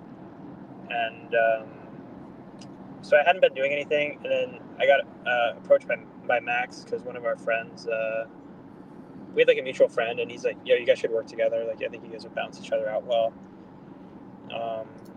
And so we kind of, slowly got into it and kind of figured out what we wanted to do. And then, sure enough, like around March 24, the Daisuki brand kind of started to blow up a bit. And then I stepped back away from doing the family real estate stuff, and that was full time for me. So it was like a very brief period, I guess, of not doing Pokemon, but it wasn't very like serious. It was just family business. Interesting. Cool. So you'd probably crawl back to the family business if it all went to zero? Absolutely. At least for the short term? Yeah. I mean, I don't know. At least everyone will need houses and stuff, so that's not going anywhere. How many I told you so's would you get? I told you you'd come crawling back, those silly Pokemon cards. No, I don't know. My parents are pretty supportive. Yeah. Especially as they've seen everything kind of grow. Especially too, coming home with the Kangaskhan yesterday was pretty cool. Earlier today, we said my dad wanted to know how it did last night, and I told him. But so yeah, coming home with that is always pretty cool. They're pretty involved with knowing what's happening in the business and everything. So I don't think it'd be an "I told you so." It'd just be like, "Oh, that sucks," but we're here. Mm-hmm. Yeah. I've had that conversation with my parents a few times. Like my parents, my closest relatives, they all know what's up. They all know it's going really well. But some of the more distant, some of the ones that you only see once a year at Christmas, maybe, some of them would just be like, yeah, not surprising. I knew he'd never make it. Yeah, no, I could definitely see that. Yeah. But I've said before, I'm never going back to the corporate grind. I'm a fair bit older than you. I didn't realize how much older I was till you started throwing dates around for high school. Yeah, You're an old man over there, man. 24. I'm 35, so I put my decade into the corporate grind. I'm not going back. So what would I do? My dad has a business that I would be able to help with some amount of it. He does fabricating, welding, things like that. I would do some combination of that or figuring something else out. I don't really know what. Hopefully we get another 6, 18, 24 months and I just become fully financially independent, and then it would just be like, it would be the beach and the golf course for me if it goes to zero. Not actually. I'd always do something, but that's where I'm at. What about you, Nick? Back to the seas, the high seas? It probably would be that. Because I do still like the idea of that. I do miss being out on the ocean and being able to travel around and all that. Really? I think I would go right back there. You actually missed the boat. I miss the fun parts of it. There's a lot of negatives that I never think about anymore. I just think of all the cool parts of it nowadays. Yeah. That is how it goes. Yeah, I was interested in potentially working a corporate job like when I graduated, and then I just couldn't really find anything that stuck. Very happy that Pokemon is here for us though. So yeah, with how hard you're crushing right now, it would be hard to ever go back, because I'd imagine your what you're doing right now, income wise, would be hard to find that in an introductory level setting. That's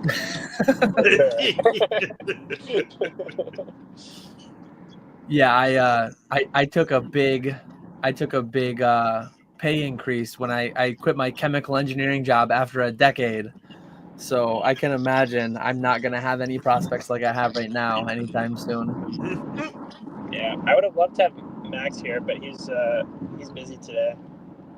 He has a really interesting perspective because he's 19.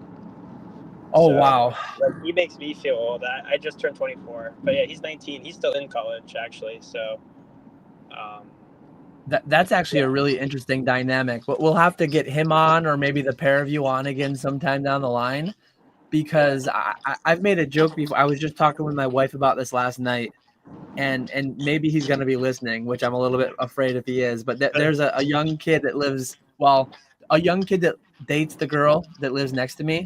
He dates the neighbor's daughter, and he's in college, and he just went to his first show recently. I kind of set him up with some supplies. I talked with him a little bit about, like, same thing we do on here, advice and whatever. It's like I could probably offer him a decent wage to help me out with certain things, but I've made a joke to my wife, like, his parents will kill me if I started talking about, hey, do you want to stream for me on Fanatics? I'm going to pay you X amount an hour, or hey, help me out with this stuff, and start paying him cash. He's probably going to drop out of college if I get him too involved. And it's like, I don't want my neighbor getting mad at me, my neighbor's daughter's boyfriend's parents getting mad at me. So I'm avoiding getting too involved in it. But, like, put me 15 years ago, put me in this during college, I probably don't end it with a degree. I probably just leave and dive into this, and that would probably be a lot harder to get through with, like, the parents and all that stuff. That's a really interesting dynamic.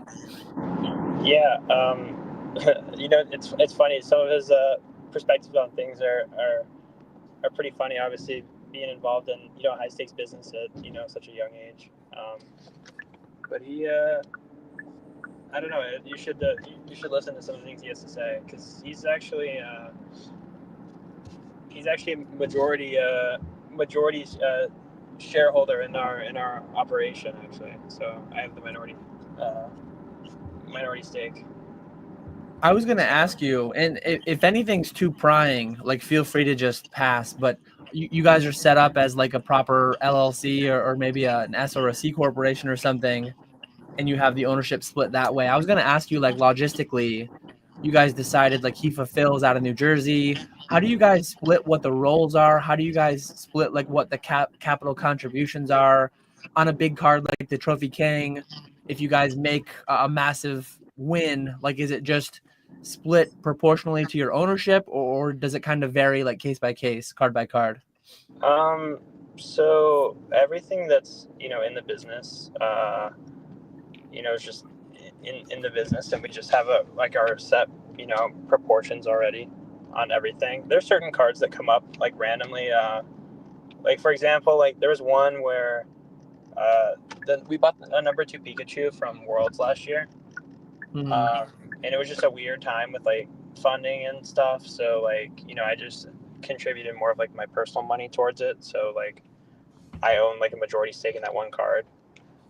But so the way our business is set up, it declares S Corp status, but it's just a sole member LLC actually, and I'm billed as an independent contractor. At least that's the way it's set up for now. Okay.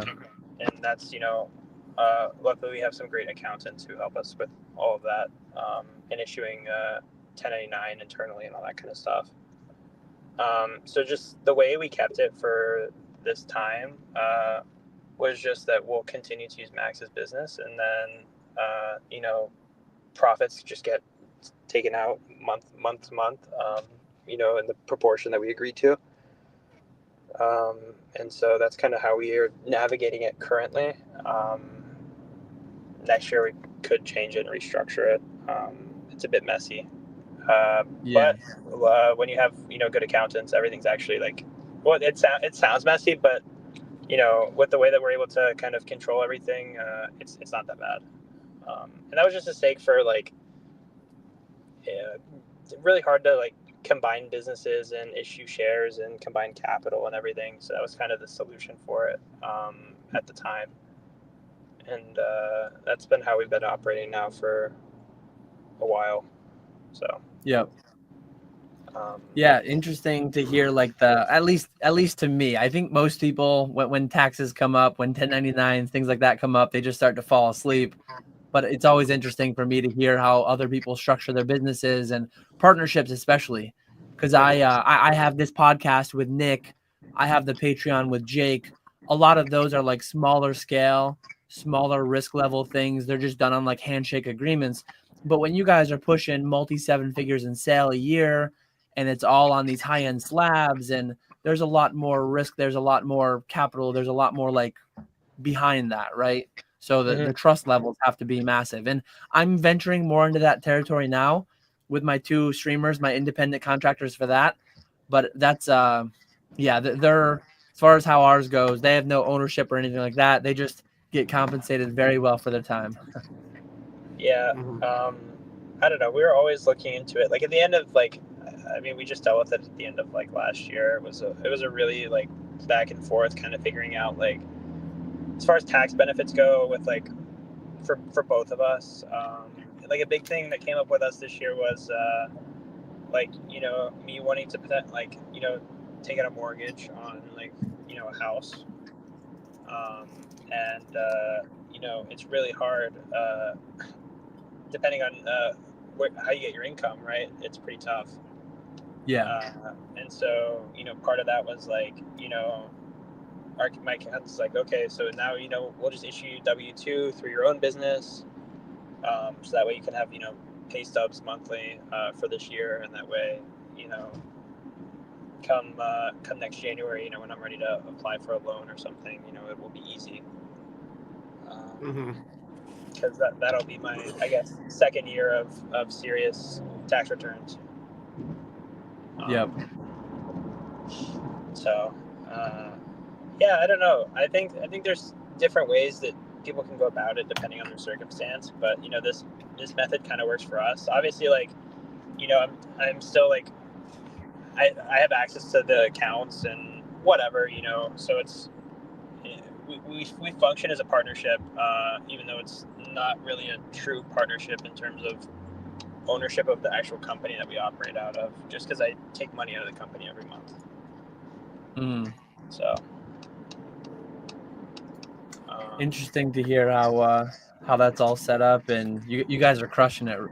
At some point, we'll definitely have to talk about getting Max and maybe you back on here as well, because that would be cool to hear. We've got a few youngins out there in the hobby. We've had UAP on here before, but yeah, it's like Retro actually. Retro is taking some classes. He's kind of pivoting away from some of that because the getting's too good right now in the Pokemon hobby. He was going for some kind of finance degree, and I think he's, if not entirely pausing it, he's extremely slowing it down. And I guess I got lucky with my timing, because I finished my master's in 2020, and then the market boomed, and I had all my paper that I needed to get, all my degrees on my wall that I no longer use. Now they're just collecting dust. Yeah, I got some use out of them though, a little bit. Here's one. So again, you were at Fort Lauderdale, as was I. Metazoo launched there. Did you have any involvement in the old zoo? Do you have any interest in the new zoo, or are you like, Pokemon's my only thing? You know,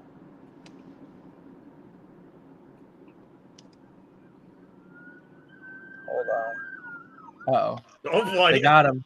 They found him. Sorry. Anyways, the old Metazoo, like a little bit. I remember, like I had dinner a few times with like some of the artists and stuff, like early on in the old one. Like I think like New York Comic Con. Like I hung out with like Poncho and Victor Larson. Oh, nice. But I didn't really like take it super seriously, I think. I flipped like some Nightfall boxes and Kickstarter cards and whatever, but it was very like it was not for me, I guess, at the time. So I just kind of took whatever promos and stuff I got at the events and just, you know, flipped it. Yeah. That was a common strat. On that same front, and then I mean, Josh was asking Nick. I'll cover you next, Nick. But do you do anything non-Pokemon? Do you do One Piece, Magic, Yu-Gi-Oh, or is it all Pokemon? Zero. All Pokemon. Okay.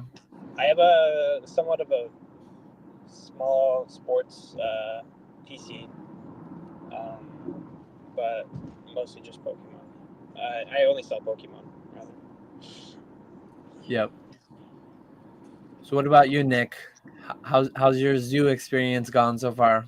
I got to admit, it's a lot better than I thought it was going to be. I'm getting hooked. I'm getting hooked for sure. Love to hear it. Old Metazoo, absolute garbage. Had nothing good to say about it. New Metazoo, I liked it. So when it first came out, I liked it because Charlie and Squeaks. And obviously knowing them, if anyone can make a good TCG, it's them. So they were the sole reason I got into it. But then after actually getting the boxes and actually opening some of the packs and seeing some of the cards and all that stuff, I actually do genuinely like the look of the cards and think it's fun actually opening the boxes and seeing the artworks and seeing all the cards, seeing the alt arts. They look so good. So I've been having a lot of fun with it. I did sell. I did not get much Metazoo. I got 36 boxes. We sold them all, and so now I'm out for now. But I would love to have more interaction with it, opening it on stream, auctioning the singles, all that stuff. I think I could build a. Obviously, Pokemon's always going to be number one, but I think I could build a portion of my lives into Metazoo and have like a smaller Metazoo community in the live streams as well. So that's the ultimate goal for me. That's actually one question I'm kind of faced with. Obviously, I engaged with the old one a fair bit more. I was a partner. I bought a lot of boxes. I did mass rips. I sold them on eBay. But now that live streaming is going, I kind of want to have Metazoo streams and Pokemon streams. I really don't want to like intertwine the two that much, but it makes me curious. When you were ripping Metazoo, what did the viewership do? What was the chat saying? Were people like, what Pokemon is this? No, it was actually kind of interesting. So I did it was Saturday night because obviously it came out Friday. That was Journey Together. So I focused on Journey Together Friday, but Saturday I did the Metazoo. So I did my normal Pokemon auctions, and in between Pokemon auctions, I did giveaways for 2 packs each. I gave away a box of Metazoo and basically opened the packs on stream so people could kind of see what the cards look like. Because assumably most of my audience does not know what Metazoo is.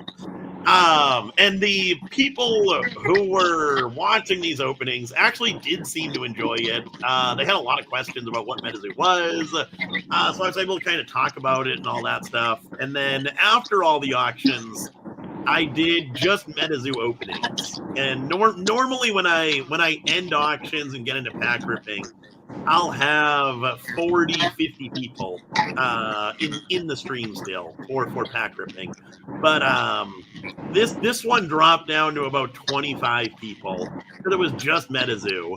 But I thought that was pretty successful for something brand new that I've never done before. So I thought it was a success. The people in there did seem to really enjoy it, and we had a good time talking about the cards, and they seem to like the cards too. So I think it is possible to build that kind of combined community. I wouldn't want to do specific only Metazoo streams. I would always want to keep it like a combined Pokemon and Metazoo. Yeah, that's my kind of strategy with it.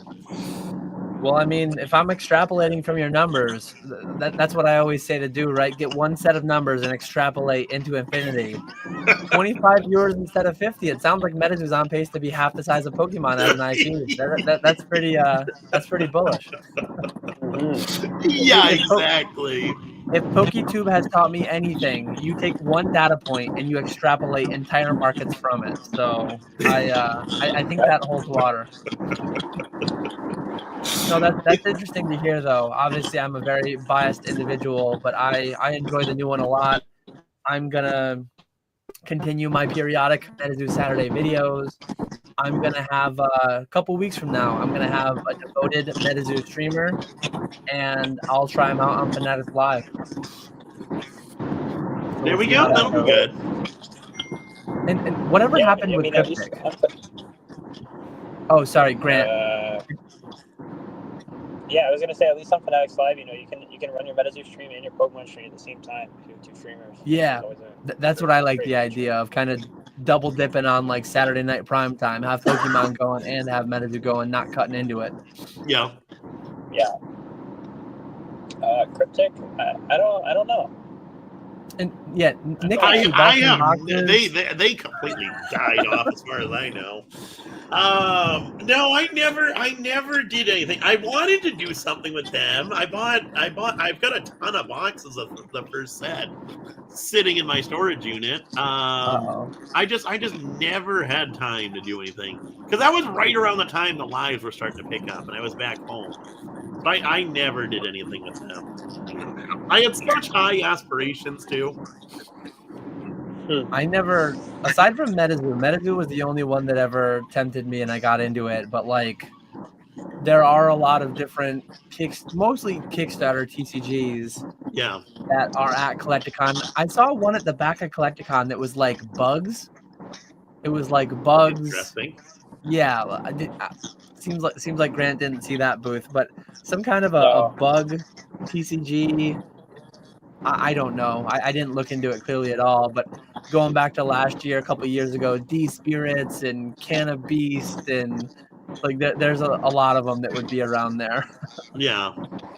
Cryptic was one of them, but hopefully Metazoo has a longer life cycle. Akora, that was another one. Akora, yep, that was another one. That was UK based.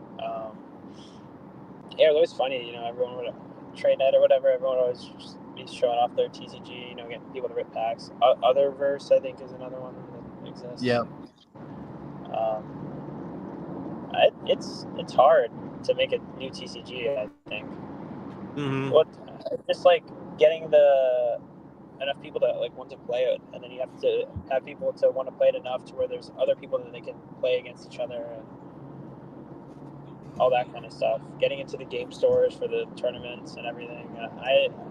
There's a lot of logistical challenges, I think, with creating your own TCG that I don't know how people do it. Yeah, it's crazy. That's why so many fail, I guess. There's actually that. It's like Crypted Camp, I think it's called, which that was always the one thing that intrigued me about Metazoo, is that it's taking like Pokemon created its own universe. A lot of these games create their own universe, and then they bring you into their universe and you interact. You catch the Pokemon, you play the game, you watch the anime. Whereas with Metazoo, it's like they're taking publicly well-known public domain characters, Bigfoot and stuff, and that's one thing that like leaves you open. When Metazoo went bankrupt, two things happened. Like Metazoo got bought, a team got put together to revive that. But there's more than just Crypted Camp. I want to say there's like 2, 3, 4 different cryptid-based spin-offs trying to happen at the same time right now. And I did see at one point, I saw a couple of people wearing Crypted Camp t-shirts, but I've not really looked into it. I don't really intend to, but it's something else out there that's cryptid-based. Yeah. It looks pretty similar to like the old Metazoo, I guess, in terms of the way the cards look and the star foil and all that kind of stuff. I don't know. I have a bunch of like Cryptid Camp prototype packs or whatever just sitting in my room. Oh, really? Did you get it at a con or did they just send it? Yeah, at a con. Oh, okay. don't know. They told me if I wanted, like, they'll send me stuff, but I don't have a streaming platform or anything, so to me it was kind of not useful. Yeah. I had to run back for a second. Did you say the new Metazoo looks like the old Metazoo? No, He said Crypted Camp. Oh, okay. It looks like the old Metazoo. Okay. I was about to go off on you. The new Metazoo does look different. It does look different. Very, very, very different. Yeah. It's night and day. The old Metazoo was complete garbage. Why anyone would get into that? I have no idea. But the Cosmos Hollow on the new Hollows, even like just something like that, it looks so good. And the texture on the alt arts, why can't we get that kind of texture on English Pokemon? It looks like Japanese, like the Japanese texture. It's so good. My boy Bigfoot. There we go. I laugh every time I pull the Griddle Greaser Pete. I think of you every time I pull that. He's so good. I love him. Let's see. So back to Pokemon. Your average player wants to know ARS, long-term prospects in Japan. So you go to Japan occasionally. I've never been, Grant. Have you ever dealt with ARS graded cards? Do you ever grade in person there while you're in Japan? So I've owned the slabs before. Submitting for grading there is kind of tough. For a long time, it was a lottery system. I'm not sure if they still do that or not. But for that reason, it was it had to be submitted through a Japanese store, through a lottery system, and all this stuff. So it's pretty hard to get stuff graded. So I've never done it myself, but I've owned the slabs. The certificates they come with are cool. It's an option, it costs extra to get an actual certificate with your slab. They're really nice. They display well. But the big thing with ARS is that they don't count centering as part of the grade.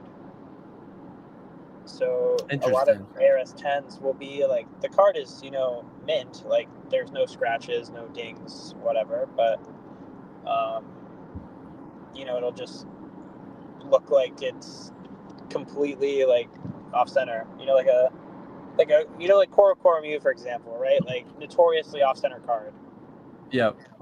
There's all these ridiculously looking OC copies and stuff, but you can get a 10 that looks like the card is just sitting in the top right corner of the frame, which is a lot of people don't like that. And, I mean, sure, the card's mint and that's how it came out of the factory, but it's to a lot of people it's not really a true gem card. Mm-hmm. But in Japan there's a pretty strong market for it, I think, overall. A lot of stores will post them for high dollar values, and they sell. People there buy it, so that's cool. There's not really places you can auction it here. Obviously, on Fanatics, they're pretty limited with where you can, what companies you can auction. Yep.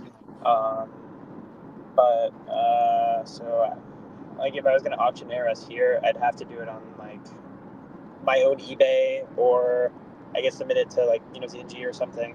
I think ZNG will auction ARS. He probably would. He does tag, I know, and I don't think authenticity is authenticity guaranteed doing tag. I don't think so.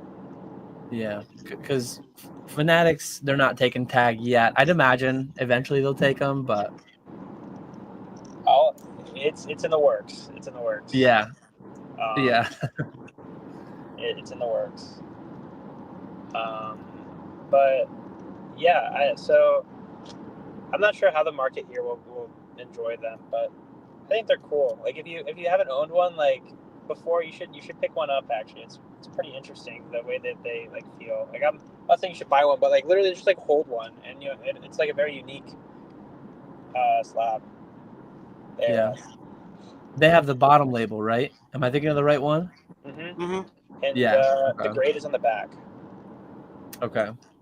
Because they wanted the card should display itself, and the grade is just an additional thing. Yep.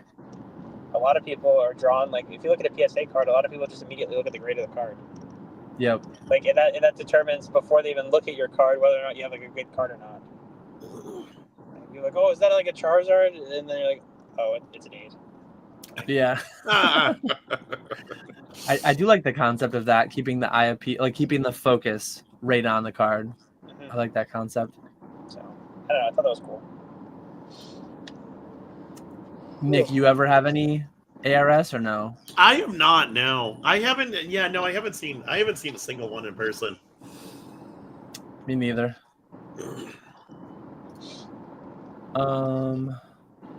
Collector Kid 92 says typically Pokemon has gone up and down with crypto. Do you think that trend will continue? I think Pokemon will be very loosely correlated with crypto and like even the broader stock market. But that doesn't mean, oh, Bitcoin's down 25%. That doesn't mean all of Pokemon has to do that either. Loosely correlated means very generally in the same direction. But yeah, small instances here and there, they can separate a lot. Yeah, I think it has a lot more correlation with like the really high end market and trophy market. Regular stuff, I don't think it's as correlated to. You taking Bitcoin for that, Kang, or do you not deal in crypto at all? No crypto. Our accountant said, please don't. So we said, okay, that's fine. Well, if you want to buy his Kang for 300K OBO with crypto, loop in Collectibles. We can middleman the crypto side of that portion, and I'll wire you the balance. Perfect. You big into crypto transactions? I wouldn't say big, but I do it sparingly. I only deal with like stable coins. I used to pay out people with Ethereum and Bitcoin, and it's like it is just too much more messy. But USDC, as far as moving a lot of money quickly and like confidently, I guarantee right now, if I sent a 200K wire out of my Chase, I'm getting locked out. I'm going to have to call. I'm going to have to go to the branch. I could send 200K USDC, and within 2 minutes, I would know that the recipient got it, and it's verified, and it's good to go. So there are like massive pros to it.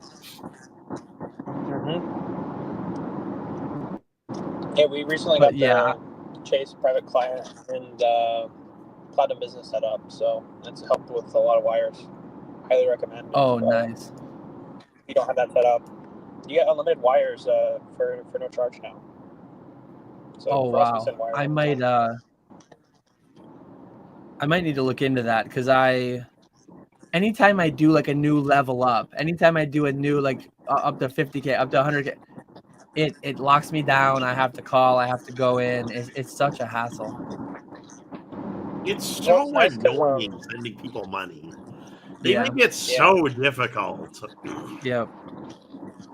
We haven't even had a working PayPal in months. Like, we don't even get to use PayPal, which is like everyone's favorite thing. Like, so I remember we were talking about that in Fort Lauderdale. Yeah, that's one of my most frequent payout methods. People like PayPal friends and family.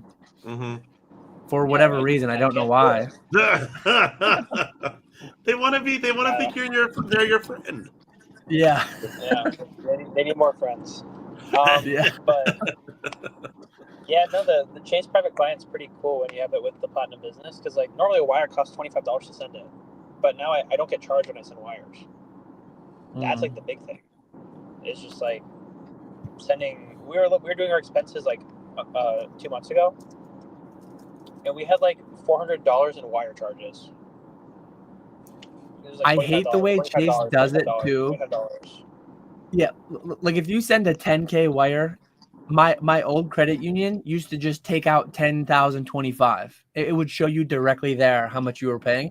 The way Chase does it, it shows you the amount that you wired, and then it separates all your fees at the end of the month, and they just kind of like sneak it in there. It's like, oh hey, yeah, you owed $500 last month for your wire fees and ACH fees, and it's annoying.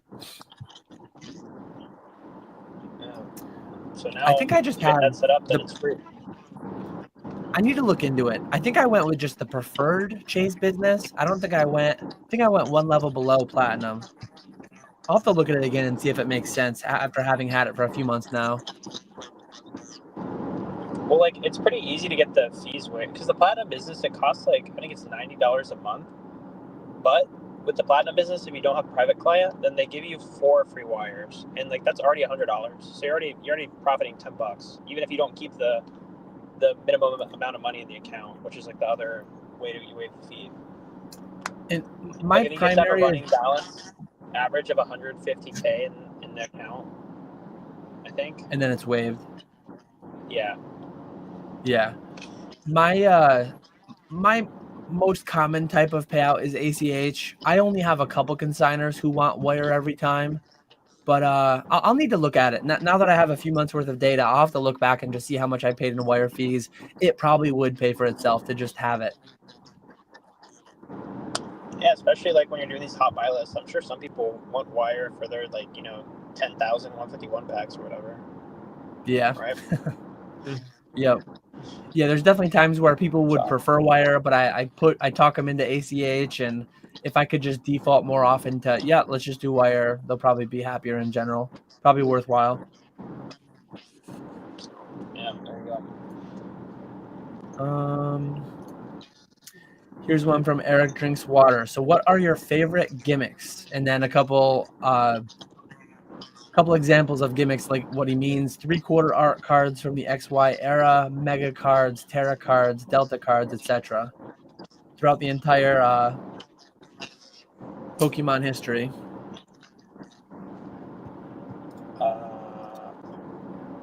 For me, probably it's probably because of nostalgia, but dude, when I was younger, I thought the Delta cards were so cool.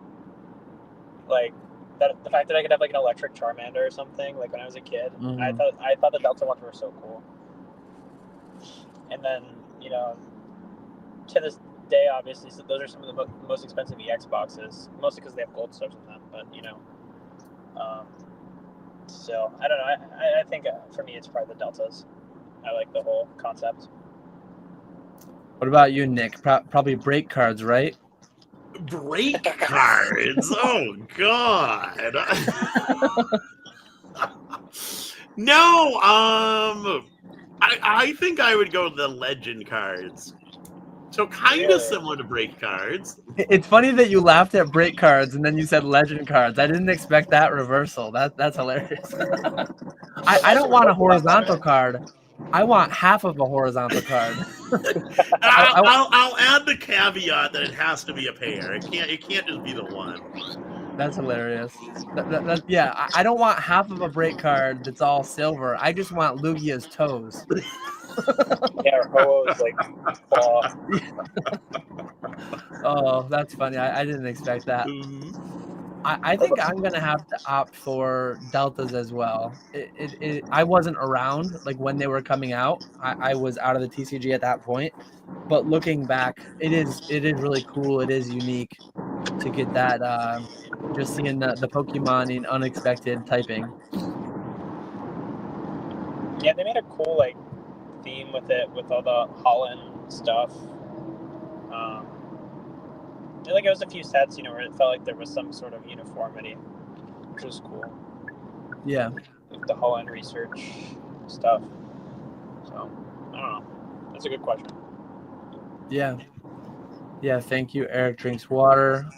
We got Retro saying legend cards are also very cheap in Japanese. Ponga's liking the Lugia toes. Let's see. We probably will go for about another 30 minutes tops. If people have questions, feel free to keep them coming in chat. I do have a couple more in the backlog. Austin wants to know, this was very recent news that just came out this week, I believe.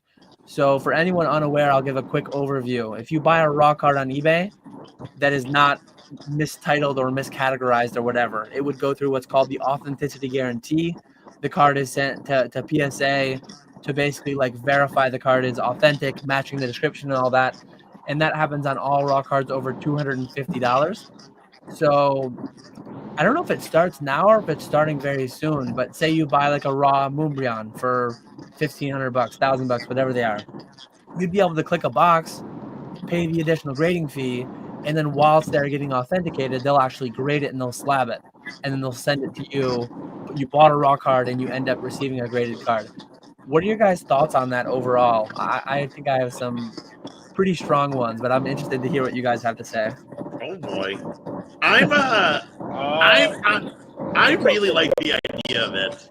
My one hesitation is how long is this process going to take? Because if they just add you into like a normal queue and it takes 6 months to get back, that's way too long for people to wait. But if they can do something like, I don't know if it's true, but like GameStop seems to be getting people's cards back a lot quicker than if you do self-submitting. So I heard that they're actually priority. I can see that definitely being the case. And so if they can do something like that, it would make a lot of sense. So I really like the idea of that. Whatnot's been doing that for years, adding that like PSA. If someone buys something in the live stream, they can add PSA grading. So I think it's really good for eBay to start doing that, and I hope they expand it into less valuable cards too. Because like if I could offer that in eBay Lives, it would be so nice to have that feature. Yeah, I think it could be interesting if they roll it out maybe with a few people and try it, see if.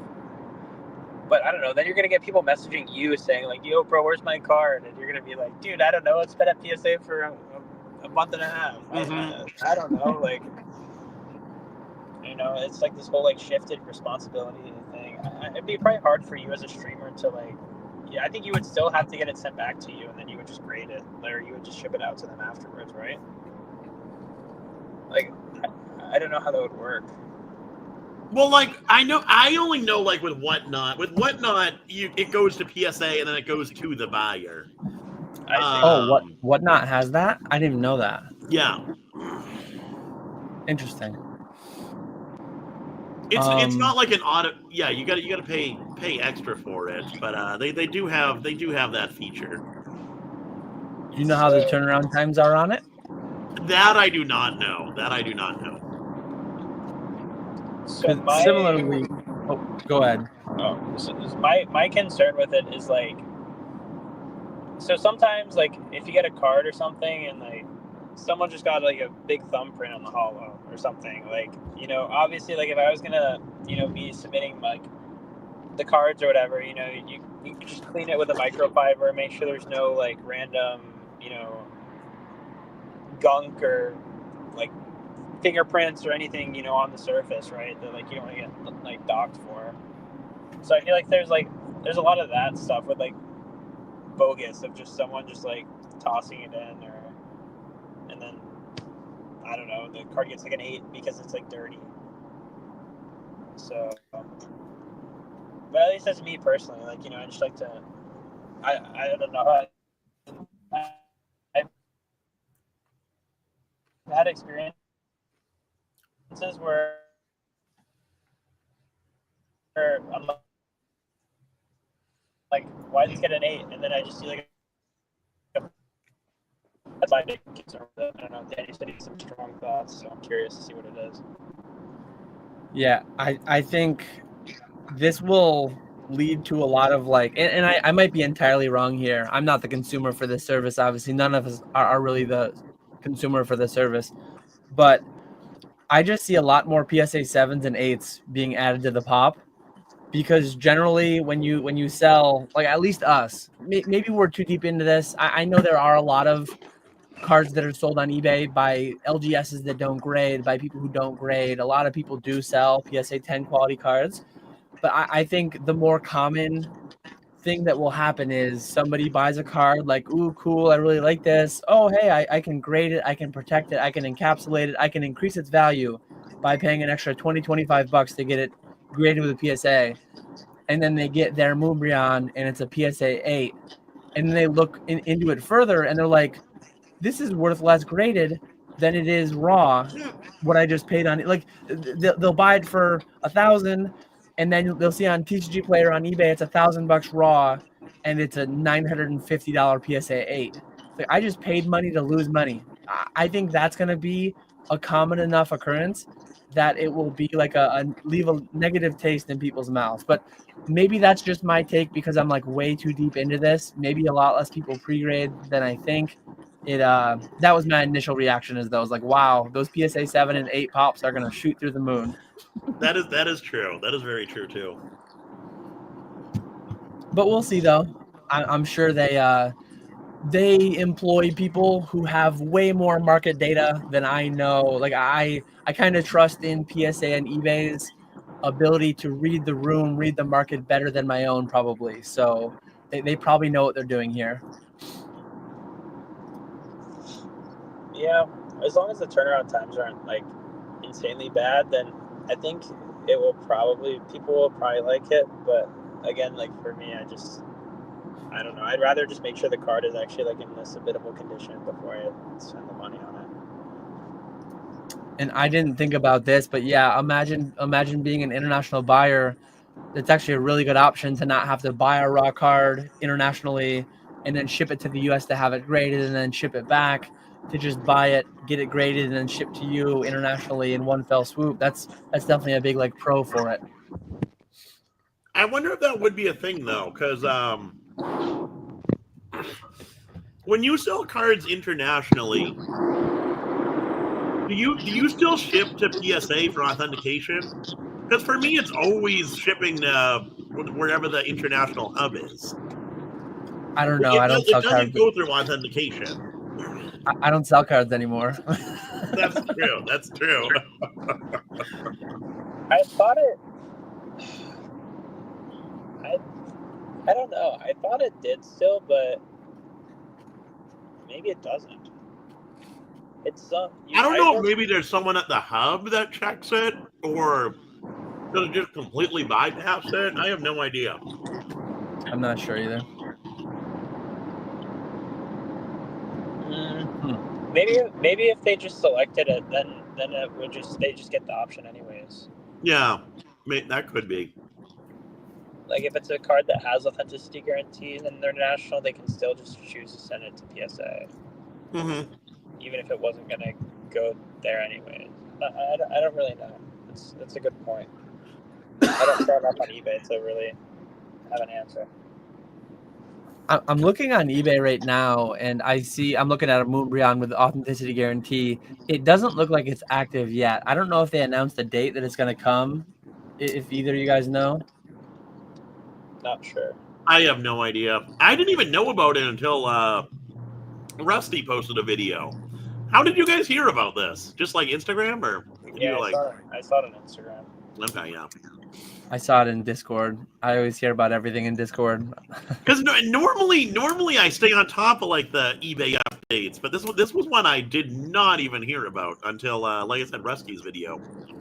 So I don't know how people heard about this. So, does the option to sub it not come up? Well, does it only come up if you purchase it? I clicked on buy it now, and it's ready to like take my money, and I don't see any button to click to make it go to PSA. So I don't think it's active yet. Oh, or it's not like an add-on after once you purchase it, then it will do it. Yeah, try buying it, Dan. See yeah. It's a zero feedback seller with a Moonbryon. They're about to get a big payday. What if in Rusty's video does he show how it works, or does he just talk about the I just saw the thumbnail. I just saw the thumbnail and looked at it and Googled it. I didn't watch the video yet. You hear that, Rusty? He's not watching your videos. I'm sorry. I listened to the whole video and I don't remember.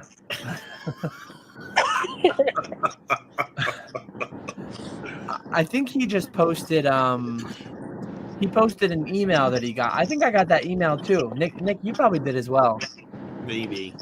But yeah, it was an email set out to partner sellers, exciting news to share. Oh, it's starting. It says starting March 31st. That was 6 days ago, 5 days ago. Yeah, so I don't know. But maybe it's a slow rollout. Maybe it doesn't apply to every listing. I just checked a couple and they didn't seem to have it, but I don't know. Yeah, it might be a post-purchase prompt, but obviously don't buy zero feedback from Brian. No, I'm gonna look for somebody with a little bit of feedback, and maybe it doesn't apply to them. This guy has 300 feedback. I don't see it here either, but I don't feel like I'm not curious enough to spend $250 on a random card to find out. I guess so. I guess so. Oh, Max is in here. Max came. Oh, there we go. How's it going, Max? We got to have you on someday. We're going to be wrapping up in the next 15 minutes or so. I mean, I guess if he's available, I mean, we could phone him in for the last 15 minutes if he was free, but I don't know if he's actually free or not. I mean, he's also on the Instagram. He can click the same link, I guess. Yeah, the StreamYard link is in your Instagram if you want to, Max. We could get you on the screen for a little bit here at the end. But if not, we definitely would love to have you and or both of you on sometime in the future.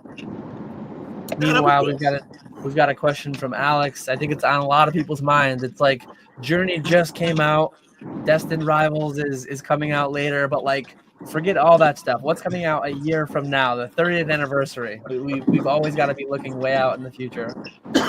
I'm going to call 251, and I'm going to pray for 251. 251, really? Give me that Burn Tower. Give me Entei, Raikou, Suicune. Give me all the crystal memories.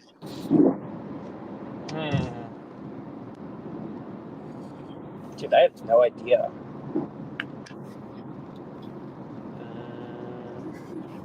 Well, so what we got?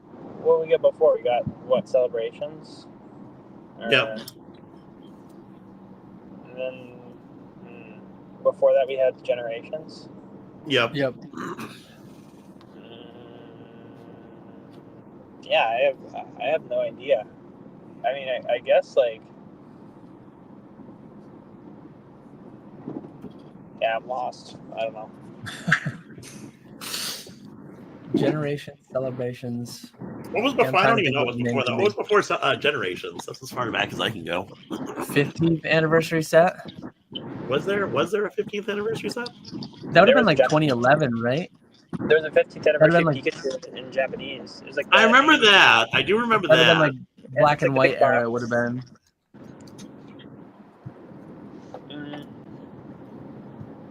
Yeah, 15th anniversary would have been like 2011, right? It would have been like black and white, emerging powers, noble victories. I guess Call of Legends, maybe. Did they deem that like an anniversary type set? No, I just don't think they celebrated the anniversary in America. I just don't think there was a set for it. Interesting.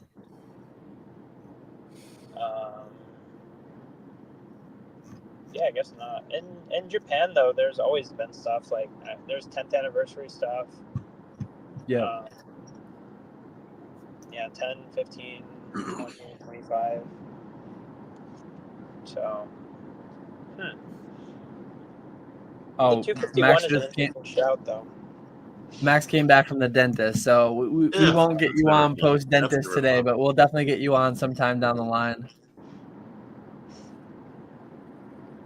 But yeah, I would love for it to be some, because Celebrations and Generations definitely very Kanto focused, kind of like heavy throwbacks to base set. I know Celebrations, they threw back to like everything, not just base set, but they had the base set starter trio. Please give me Entei, Raikou, Suicune, Ho-Oh, Lugia. Give me that big focus. Give me a Burn Tower. Give me a Burn Tower stadium card or whatever they call them. Give me a full art Burn Tower recreation type thing. That's my predictions and my hope. That would be good. That would be good, actually. I'm gonna say we finally get Gold Stars again. They finally do it. Everyone's been talking about it for all Scarlet and Violet. It's finally gonna happen. They gave us the Greninja. What do you mean? Yeah. They gave us Greninja. That's all we need. That would be wild. Do you think they have the 30th anniversary finalized already? They gotta, or it's gotta be close. I would assume so. I would assume that they're like a solid couple years out, but Yeah. that's mostly a guess. I would think they'd have to be. Yeah. It'd be interesting to kind of get to know like what goes on behind the scenes. Like when do they start printing Destined Rivals? When do they finish making the set? That'd be cool stuff to find out. We'll never know it, but that was one really interesting thing, at least to me, that I followed closely, is like knowing Charlie, like watching his commentary in the Discord and stuff, how late Metazoo changed its booster box. I would have thought all the packs already would have been in boxes, and obviously the scale that Metazoo is printing its first set at compared to the scale at which Pokemon prints all its sets at, many orders of magnitude different. So I've heard people throw out numbers they print 6-9 months ahead of time. I don't know if that's based in any kind of a reality or not, but Metazoo printed, I don't remember the date, but I remember in the official Discord, they posted like it's going to the printers today. And it was like 6 weeks ago, I think. And the product's out now. So very different thing, printing thousands of boxes versus millions of boxes. But I would imagine at the scale at which Pokemon's operating, most of the artwork for next year is probably done. Most of the game mechanics, like all that kind of stuff, I would think would be a solid year plus out. I would think so. So at those signing events I was talking about earlier, like they used to have a panel where the artists would talk. It was like a Q&A and stuff, and people were actually asking about like what the process is, and like the TLDR from the artist was like they would just get assigned some cards saying like, you know, draw this Pokemon or whatever, and they draw it, and then they'd have like no idea what set that card was going to get put in. Really? So, like, later on, it just gets put into like some set. Yeah. Wow. That was like how they. That's interesting. That was like how they explained it.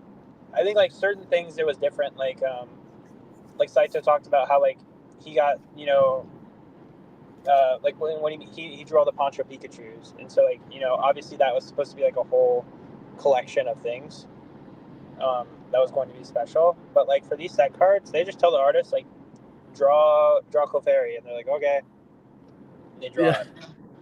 And then later on it gets used. Obviously, if it was like, you know, for like the trainer Pokemon and stuff like Lily's Clefairy or something, I'm sure that obviously those get put in very specific spots. But yeah, a lot of the time the artists don't know what part or which set their card's going to be in. At least from what they told us at the event. Especially like commons and uncommons, I would imagine. And you'd think they'd know. They'd probably know if their card was going to be full art or not, right? So that they could get the proportions right, because you either need to be this aspect ratio or you need to be like the smaller one. But that's an interesting thought. I wonder how many, like for every 20 art illustrations that one artist does, how many of those actually make a card, and what percent of the time do they just not actually make a card? All interesting to think about. Yeah.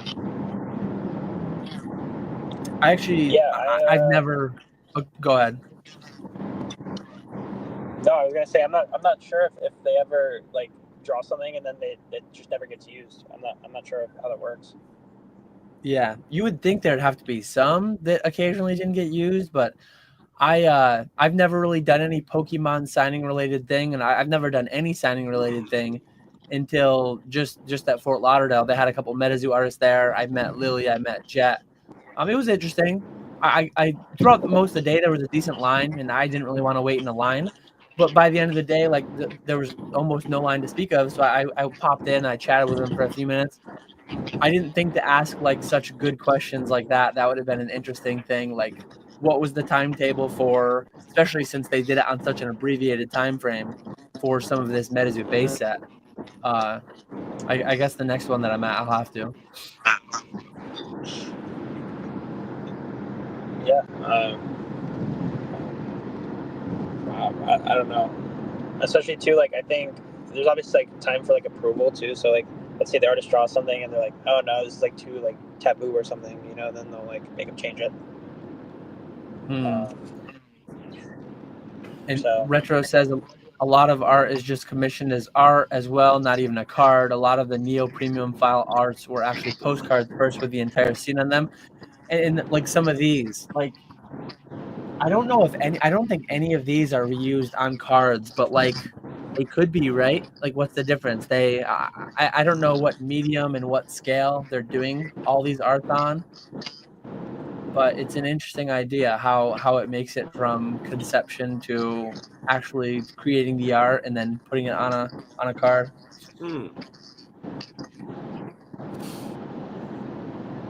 Oh, and Ponga shares some interesting information that I've never really thought to look into too much, but they print several months in advance. It has to be, he has cases of prismatic dated back to September on the boxes. So yeah, a lot of times within the case, there'll actually be a date printed on the box of when the box itself was manufactured.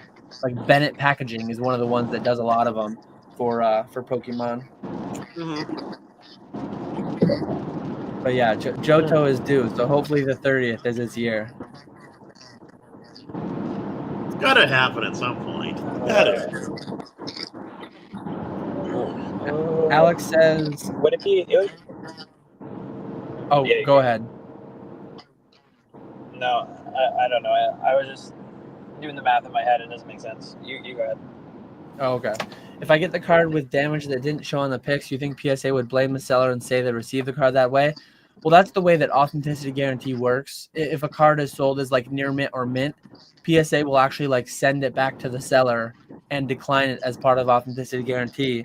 So presumably that part of the process would still work the same, and they just wouldn't slab it and send it to you. If you buy like a Moonbreon on eBay labeled as mint, and then they're about to grade it a PSA 6 because of a big dent, they won't do that. They'll just decline it. They'll return it back and you'll be refunded, as far as I understand. I've actually never bought a card raw through eBay and had it like returned for authenticity. But like, is PSA really going to turn away your money? Are they really going to not grade it? That is true. That is true. Yeah, because they're either choosing like, to work for free really gonna just or like give you back $40. They're not working for free. eBay's got to be paying them something. Relatively free compared to like getting that massive juicy $40 grading fee, $80 grading fee, whatever. Yeah. I think I do think from like a new buyer perspective, it would be a giant headache. Even if like not like a extreme case like that, but even like a 10 versus a 9. Or a 9 versus an 8. People will message you, hey, oh, I thought this was going to grade a 10, it got a 9. What can we do? Blah, blah, blah. That's definitely going to become a thing, too. Yeah. I just don't see PSA returning it without a grade. I think they'll take the money. Yeah. That we've actually gotten through all of the questions. Anyone has any final ones, feel free to pop them in. Oh no, we lost Nick. But probably gonna call it there. Hopefully Nick pop back on for the goodbye. But we appreciate you very much for taking us along on our drive with you and then chatting with us today. Yeah, no, it was a good time. Hopefully in the future we get Max on. Maybe we'll have a solution to the tariffs, by then.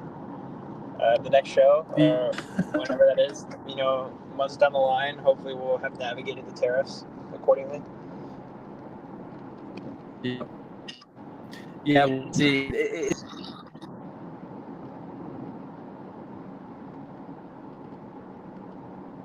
What the?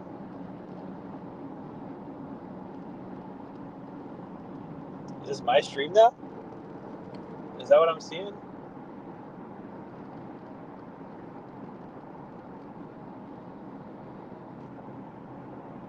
Did I hijack the stream?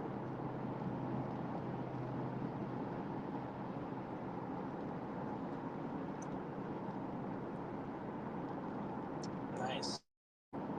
All right, it's up to me. So, I guess, Yeah, this we had a lot of technical difficulties on this one, but I guess, Nick, I'm supposed to close it out here or what? But yeah, no, this was cool. You know, lots of good questions, and yeah, I guess this was the Pokeflips podcast. So I will not be here next time, but I'm sure they will see you guys next time. So yeah, I'm gonna go now. All right, goodbye.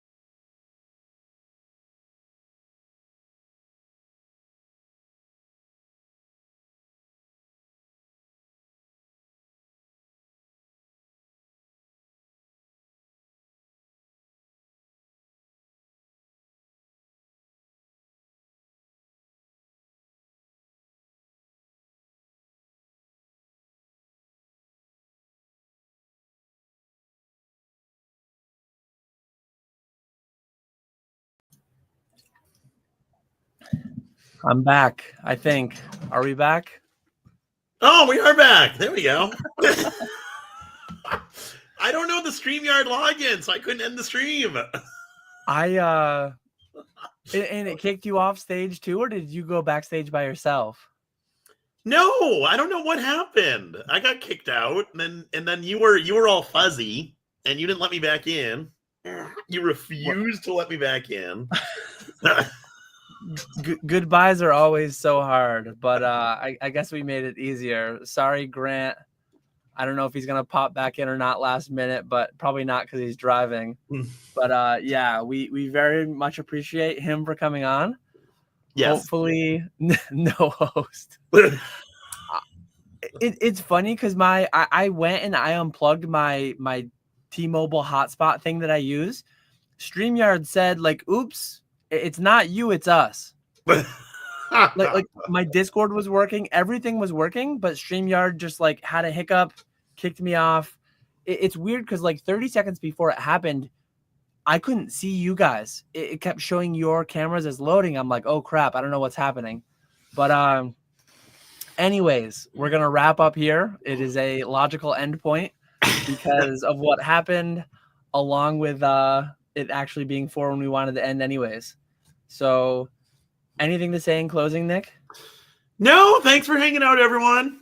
Thanks, Grant, if you're listening, for coming on. It was good talking with you. Can't wait to see you in Chicago. Can't wait to see everyone who's actually being cool and coming to Chicago, unlike you, Dan. But no, good episode. And yeah, see you guys in 2 weeks.